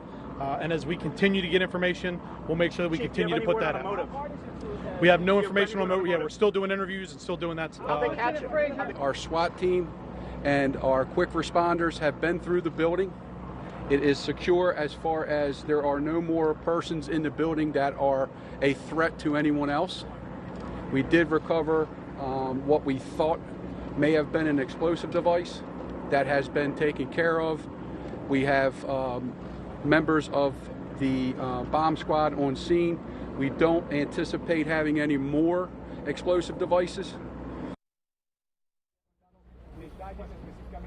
Okay, some other key facts here that you need to know. First of all, the address of this location, 888 Commerce Park Drive at the intersection of Commerce and Bestgate in Annapolis. That's across the street from the Annapolis Mall. The mall was actually a safe haven. It was not threatened in any way. In addition to that, a reporter inside the Annapolis Capital Gazette was able to tweet as this occurred. He described a gunman shooting through glass, which we presume would be a partition window at the entrance to the office, and that he hid under his desk while it all happened, and then the shooting went silent. He didn't know why. We've been told by the governor and first responders that first responders were able to get into the building and move towards the shooter, heroically, I might add, in about 60 seconds. That presumes there are perhaps officers on duty, on post across the street at the mall, which is normal. They apparently interrupted this shooting and took the suspect into custody. They did not tell us that there was any kind of shootout or exchange of gunfire, so we don't know that that's the case. Details. What's a long gun? A long gun could be anything from a shotgun that might be used to shoot clay birds at the skeet range, or it could be be an AR-15 semi-automatic or even fully automatic weapon. We don't know. That's all speculation. Long gun simply means it was not a handgun or a pistol. 5 people killed, a number injured. We presume that gun was able to shoot fairly rapidly as this individual attacked the offices there. So that's the summary of what we know here after this horrible shooting, an apparent clearly targeted attack on the local newspaper here in Annapolis of record, which has been for more than a century, the Annapolis Capital Gazette, with 5 people killed and a number of others gravely injured in the hospital, which is just a few blocks away, being treated. So, Scott, a new and frankly horrifying detail just coming in that I want to make sure that you hear before we let you go. It has to do with the Anne Arundel County executive. He was just on CNN a moment ago talking with Wolf Blitzer, saying that apparently the shooter was apprehended. This is from County Executive Steve Shue. Said that the shooter was apprehended in the office trying to evade law enforcement. He was hiding underneath a desk in the newsroom in the facility owned by the newspaper. So that just goes to show what we've been talking about, why police went through this long and meticulous process of clearing out that building. It sounds like they were able to get the shooter very early on, but when you go into one of these active shooter situations, you don't know if you're going to encounter somebody who's armed or encounter somebody who's trying to pass themselves off as a potential victim. You're exactly right. It's shock, it's mayhem, it happens in split seconds. We've heard this from witnesses. Nobody's really sure what's happening. People are scattering, and into it comes law enforcement, where behind every door, and in this case apparently under every desk, there is a potential threat, and there's no time for backup. In this case, they were clearly immensely heroic in racing towards this thing and putting an end to it right away. And again, the reporter in the newsroom reporting that the shooting started through the partition glass as they walked in. Also spoke to some of the Annapolis Capital Gazette colleagues who were here, who described the newsroom as less than 24 people working on a day like this. A lot of the staff, reporters and journalists outside the building reporting on their assignments for the day, and of course management, finance, and support staff and editors are those that are in the building. He said it's a wide open newsroom, lots of work carols, 2 or 3 side offices, a kitchen, and a reception area. So I think that's quite a common environment for a lot of people in their workplaces, and really brings this home potentially to a lot of people. They are the voice of the community, and they will not be silenced, though it is hard for them to find adequate words to describe what happened there today. Scott, thank you. Our Stephanie Ramirez is also out there on the scene. And Steph, what are you seeing? What do you know? Hey, Leslie, well, I was listening to our colleague Scott Broom talk there, and I can tell you, using the words mayhem, that level of stress is just as high out here for the people who are outside watching all of this unfold. So I want to give you a little bit of a layout here from behind the scenes first. So behind me is the Annapolis Mall, the loading dock area there, past the tape. That is where the family reunifications are happening. Police are not letting us go beyond that tape. And then to the side of that is where our colleague Scott Broom is. Police were giving their updates over there. And behind or beyond that wall of cameras, Leslie, are homes. You could see a sign right there that says Annapolis Place, the offices here in Bestgate. This little mall right here, there is a school in here. And earlier today, I talked to a teacher who was inside that building. She said she didn't hear gunshots, but she saw a very heavy police presence come here just like that. She said right away she noticed something was up, especially when SWAT came down. She was concerned trying to get the kids home in there. I also talked to a business owner who got stuck in all of this. We have some of her sound. I know you heard a little bit of it earlier, but I can tell you she's very emotional about what's going on here and trying to keep it together because, like some other folks, she's caught in this area too. Take a listen. This can happen anywhere and any time. You just never know. You know, people, I don't know what is going through people's minds. It's sad. I feel really sorry for the families. And you told me, if you could tell me again, you're a business owner. You're affected by it. Yes. What kind of business one more time? Heating and air condition. And you closed early. We had to close the shop because I couldn't get back over to the shop, and the girl was there by herself. And with all the police being around and the helicopters, she was worried, and because we're right right, like a block right behind the building there, so we had to close the shop up and shut the phones down. Where do you go from here as a business owner in an area that has seen multiple gunfights? Just, you know, the thing is, put cameras up, see who's coming inside the building, and but you never know, because you know, from what I understand, he shot through the doors when he entered the building. So I don't know, just be more conscious about what's going around the surroundings.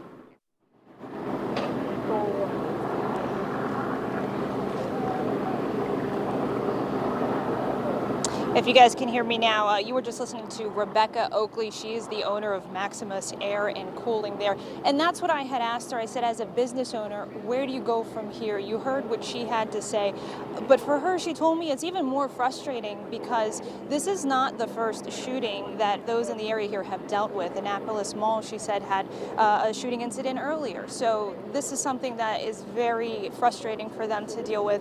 I had asked the teacher her thoughts on what needs to happen next, and she said she really hopes that owners of business parks like this will relook at their security plans and what to do, what evacuation plan you have in place should something like this happen. They say it's something that we all need to take a look at. So we're going to continue to talk with some of the folks here. I did speak with at least one parent who was trying to go reach his daughter, pick up his daughter who had been evacuated. I saw trolleys go by this area to the relocation area, and we know why now, because police said that they were able to get around 170 people safely out of that building. So for now, I'm going to toss it back to you, but we will continue to bring you updates here from the location. In Annapolis, Stephanie Ramirez, WUSA 9. Stephanie, I want to see if I can get the information from you, because I don't know if you have this confirmed fully. But so for the folks who were taken over there to this reunification area, are they allowed to leave, or are they there to as a central congregating area where police are going through and methodically interviewing them as well, and then they're allowed to go? Have you seen anyone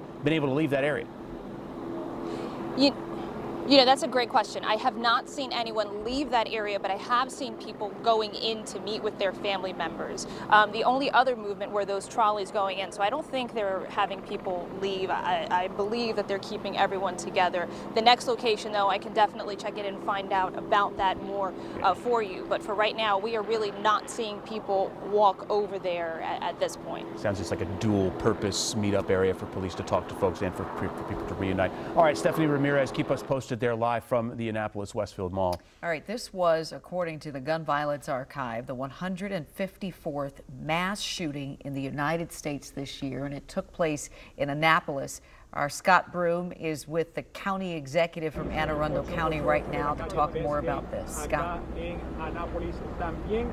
Okay, the county executive Steve Shue is has been able to collect some information, and in a sort of non-press environment, able to expound a little bit on it. Steve, can you tell us a little what you've learned about how your officers here in the county and the city approached the building and some of the details of what occurred? Well, this was a terrible tragedy, Scott. As you know, there are 5 people who are now deceased. Our officers were on the scene in about 60 seconds, and I'm very proud of that response. But not only the speed of the response, but the courage they demonstrated in entering that building without a moment's hesitation, finding that shooter, apparently hiding, and taking him into custody without shots being fired with law enforcement. I think as we discussed this, you told me they first arrived right at the offices. They found an injured or deceased person right away. Tell me a little bit more, step by step. My understanding, and all this is still being nailed down and studied, but my understanding is that when the sheriff's deputies entered the building, there was a severely injured woman in the foyer, in the atrium area. They proceeded to go into the other parts of the building in groups and entered the offices of the Capital Gazette newspaper and found the shooter as well as other individuals who had been fatally wounded. And he was hiding under a desk, you said? That's my understanding, hiding under a desk. Any details on the weapon at all? It was described as a long gun. That could be a shotgun or a rifle. Do you know? It was certainly a long gun. We believe it was a shotgun, but that confirmation has not yet gotten to me. Would you please talk to us about the Capital Gazette as an institution in Annapolis. It's been here for more than a century. Do you view this as sort of an attack on the media and your community? I don't know if it was an attack on the media. It was certainly an attack on the community. This is our hometown newspaper, one of our local businesses. All the employees are part of our community. A well-respected newspaper that reports both on local news and sports, youth activities and athletics, as well as national news. So we depend on that newspaper and appreciate their good work. And I'm just so sorry that this has happened. Our prayers go out to the employees and ownership and management of the Capital Gazette newspaper. They've already been reporting directly from the location, even-handedly, with clarity. Survivors, including first-hand witnesses who've been able to inform the community and get that up on their digital platforms so that we can all know what happened. What does that tell you about them? You know a lot of these individuals. Oh, I do. Class act. That's what it tells you. They're a class act, and they take their responsibilities for reporting events to the community very seriously. And even in the midst of this tragedy, they're on the job. Even when they're not always on your side. They're not. Can I ask you one other detail? Because of that quick response, do you know if there were officers, for instance, posted at the mall, which is nearby, or how it was that it could happen so quickly they got there that fast? Well, clearly they were in the immediate area. I don't know exactly whether it was in the mall area, the neighborhoods, or at the State House, but they were within a very short radius. Very good. Steve, thank you so much for spending time with us, and our condolences at this attack in your community. I really appreciate it.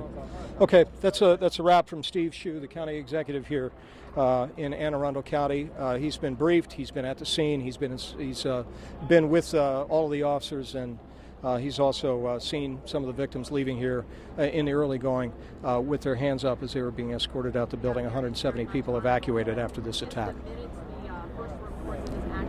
Wait to get more details. Of course, we know that there won't be another briefing again for another couple of hours until 8 o'clock tonight is what they said. And we've been trying to learn more about the suspect and the motive, and that information has been in short supply. Coming up, what we have learned, CBS News is reporting the suspect somehow damaged his fingertips so he purposely couldn't be identified by law enforcement. CBS sources have also said that he's refused to give law enforcement any information about himself. So while we attempt to try to find out who this person is and the motive, that clearly is going to take more time than perhaps we might expect. Seemed pretty intent on coming there to do some significant harm and working very hard not to be caught. As you heard the county executive say, he was found hiding under a desk in the Capital Gazette news office. It's still not clear whether he came there with the intention of targeting the media, but it is very clear that he came there with the intention of making a mark in this community, and he has sent reverberations from not just Annapolis, not just throughout the state, but really throughout the country. Yeah. We want to share some tweets that we've been seeing coming in connection with this tragedy. This one from Jimmy DeButz, who is the editor of the Capital Gazette. Listen to this. He says, "Devastated and heartbroken, numb. Please stop asking for information/interviews. I'm in no position to speak. Just know that Capital Gazette reporters and editors give all they have every day. There are no 40-hour weeks, no big paydays, just a passion for telling stories from our community." I had referenced earlier, about an hour into us being on the air with this, that, and this is before that we had confirmed that the Capital Gazette was in fact the target of this shooting rampage, that they hadn't sent out any tweets, which kind of fed into the notion that it was likely the Capital Gazette that was the target. And then just about an hour and a half ago, they were able to send out a tweet with an article with information quoting one of their colleagues, their crime and courts reporter, Phil Davis, whose tweets you see here. He sent out 3 tweets in quick succession. These tweets sent after he was safely away. He described it like this: "A single shooter shot multiple people at my office, some of whom are dead." He went on to say gunmen shot through the glass door to the office and opened fire on multiple employees. Can't say much more and don't want to declare anyone dead, but it's bad. And then another tweet saying, "There is nothing more terrifying than hearing multiple people get shot while you're under your desk and then hear the gunman reload." With this as part of our American landscape and new normal, you hear Phil Davis say, okay, I was not tweeting from under my desk. I was already safe when I started tweeting. What I was actually trying to lead into is a conversation we had with Senator Chris Van Hollen earlier about these incidents and the frequency of them continuing, and how everyone says we're sending thoughts and prayers. But Americans, some are losing faith about the action that may come from this. Take a listen. Had far too many of these incidents where we have these same conversations, they go away, and then inevitably we're back in this same situation, describing the unthinkable and talking about how families will be dealing with devastating loss. Let's hope this is the end of it.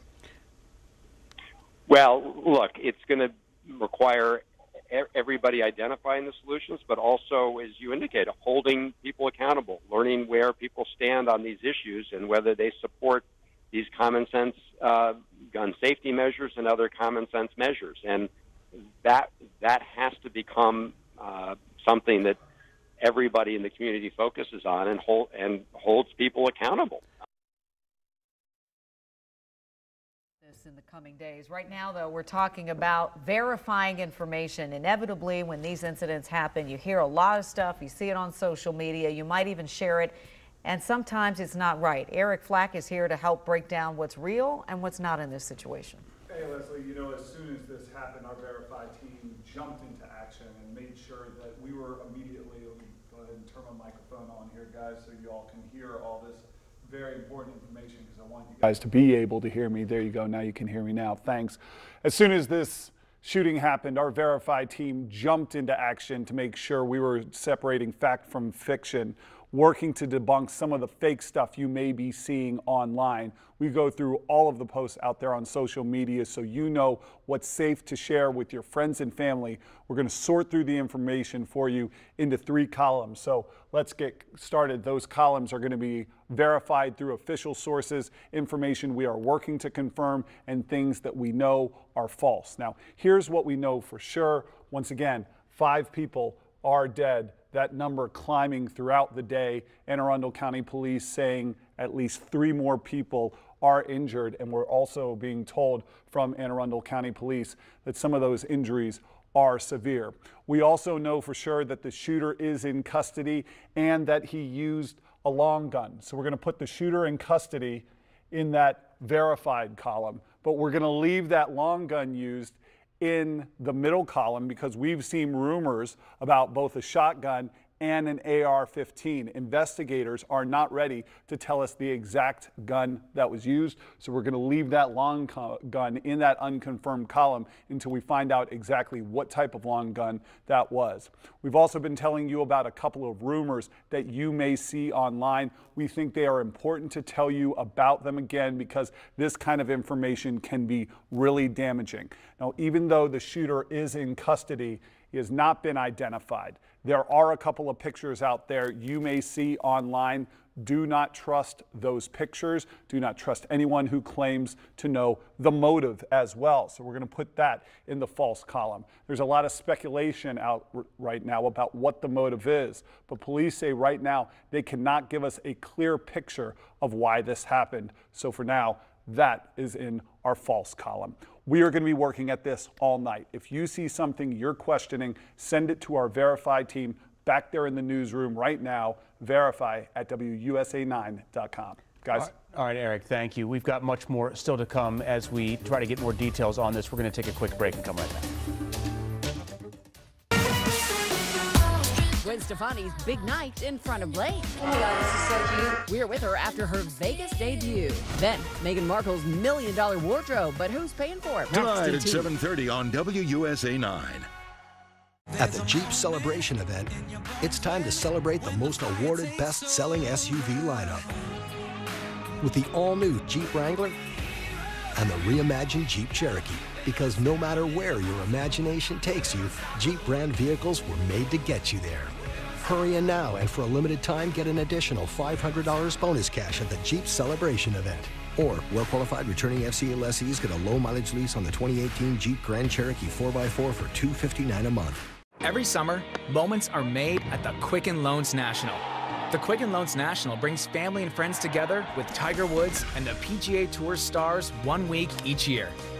Live in the moment as you experience the action inside and outside the ropes. Create a moment this summer that will last a lifetime. Join Tiger at DC's PGA Tour event as moments are made here.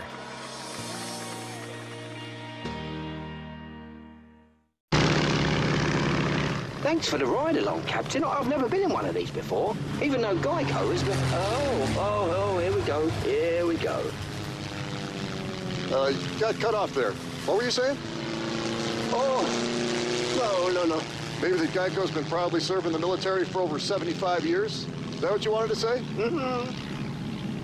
I have to say, you seem a lot chattier on TV. Geico, proudly serving the military for over 75 years. You okay back there, buddy? We've helped over 2,200 people sell their house faster than they ever dreamed. My house was in disrepair and I needed a fresh...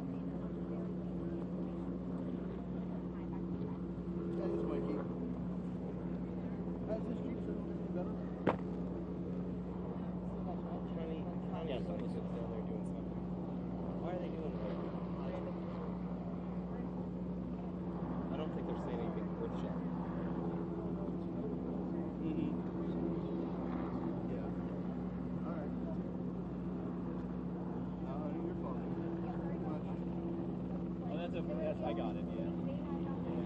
I got it.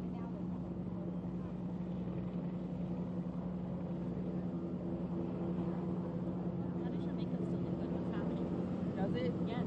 I'm surprised.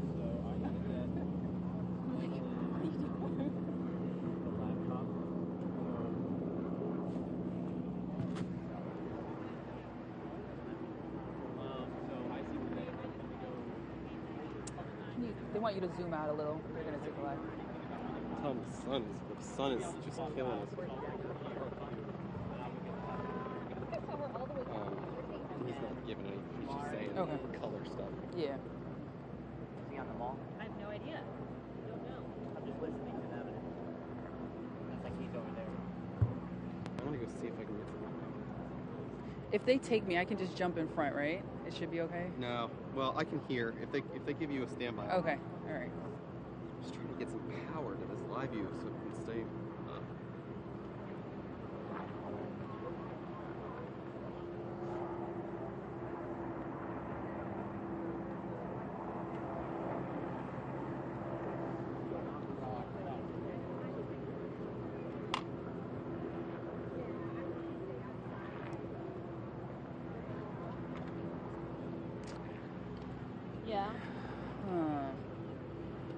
See, I was gonna say, I don't know if you can bring the car closer, but you'll block other people.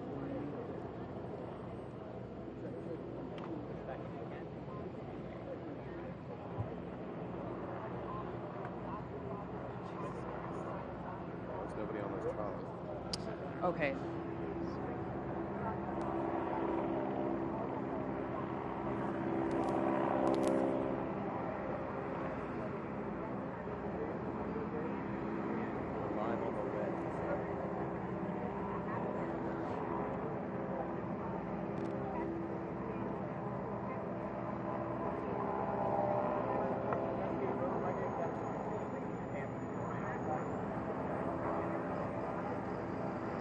Yes, I can hear you.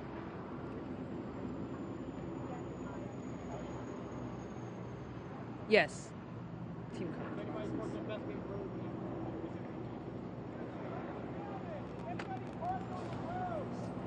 What? Is anybody parked on the road? We're good.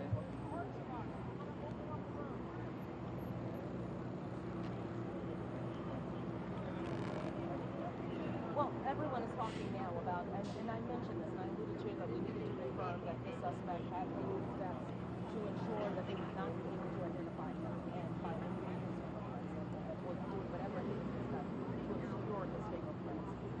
So all signs point to that this is someone who was preparing to be taken into custody. The fact that there was not a shootout with him but that he cooperated here and being taken into custody and not cooperating.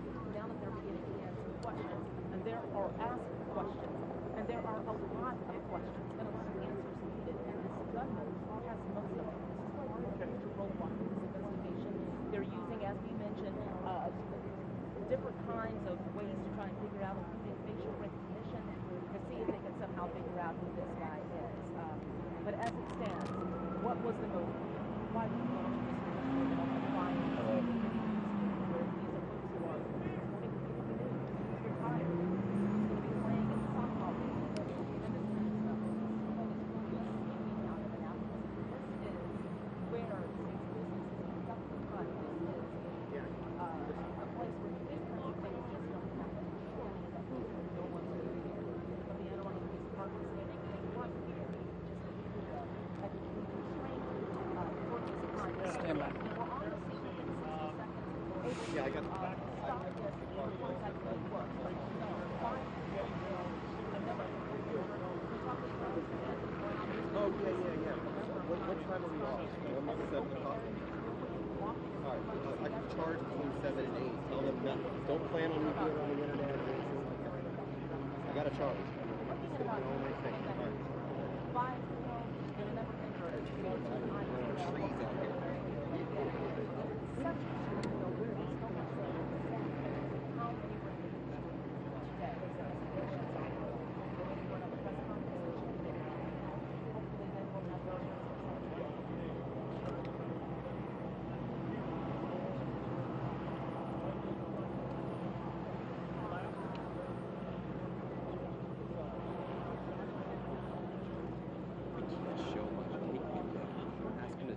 Do you guys have video? Do you guys have video that we can toss to? We're good? Okay. Oh, no. All right. Told us not to interrupt. The police say they don't know who is being interrogated. No word may be. But this was the Annapolis Capital newspaper. A small, big town newspaper belongs to law enforcement. A community newspaper. A shrinking staff. They cover the Annapolis of the state. They reported a high school.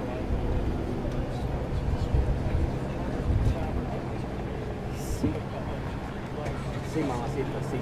Pero por eso, ¿ya? Por favor. Listo, chao, chao. Whatever, I'll just keep the shot. It's really not, no, but they're going to have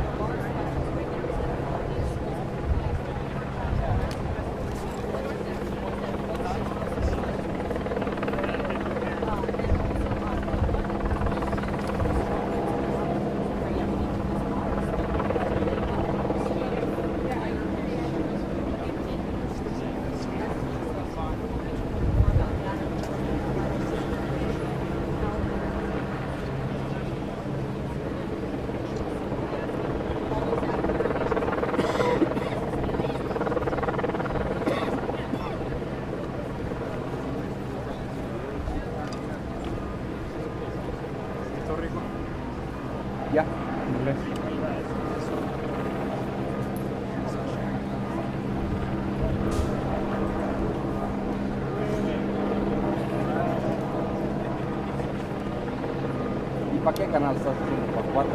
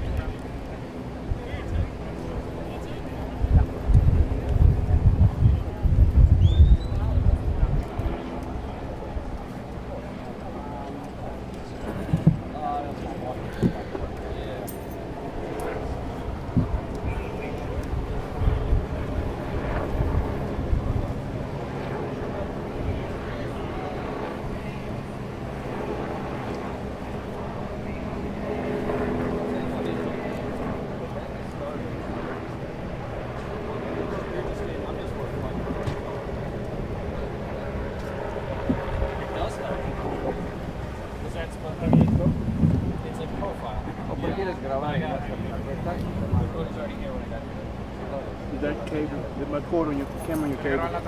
No.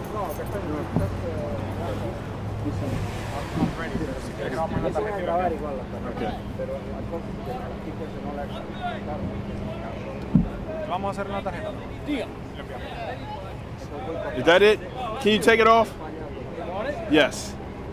You're making a big mistake. You're going to have to put it back up at 8 o'clock. No, Eric's gonna put his over there. Okay. The last thing I want to do is try to be after 8 o'clock trying to take my clamp off. That's the building. 888. A brick building behind Yeah, I can't see it behind the trees, but steps away from I was here with the cops. Right into the guys. all right, well, so good. Good. I'm just I was trying to assigned down here. Huh? I was assigned here. I happened to be here. Well, I was coming from the mayor's office. That's right. We're just steps away from where this is. When I went Here to in Annapolis, All-Star we know that 5 presser, people were killed. you know they're gonna have the Several others All-Star are in hospital baseball recovering thing here. from injuries. They're Play All-Star game in that stadium? Not in that, yeah, in that stadium. I did not know that. The local newspapers We're gonna play it. said here in Annapolis. Second week, man. It's been described by police why the male gunman was carrying ID with One to the right. shooting. He was apprehended. He is now being questioned by the authorities. They called quote, a long gun. We still do not know. Police is also saying that they found what they believe is an explosive device. The reporter who works for the Capital Gazette was inside the offices when it happened. He said in a tweet, quote, "There is nothing more terrifying hearing multiple people get shot under your desk than hearing a gunman reload." A police spokesperson said today that it took them 60 seconds to respond to the scene. It's like every time I try to port to a shot, authorities also say that 170 people had to be evacuated from this building. Reporting in Annapolis, Alberto Pimienta, NBC News.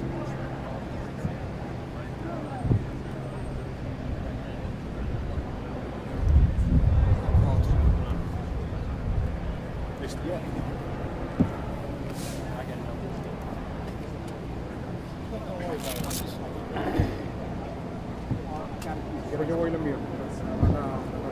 No, pues de aquí directo. I didn't blame it on Trump. I asked a politician to reflect on it. Entonces, sí, yo le dije. Yo te espero aquí nomás, ¿no? Sí. Yo lo que voy a ver es a ver si puedo traer el carro hasta acá. Ah, no, ahora sí te van. Sí. Ya vuelvo, Rico, ¿viste? Ya. Oh, sorry, mine. Yeah, we're live. Thanks. Sorry. You shot? That's fine. Oh, sorry. Yeah.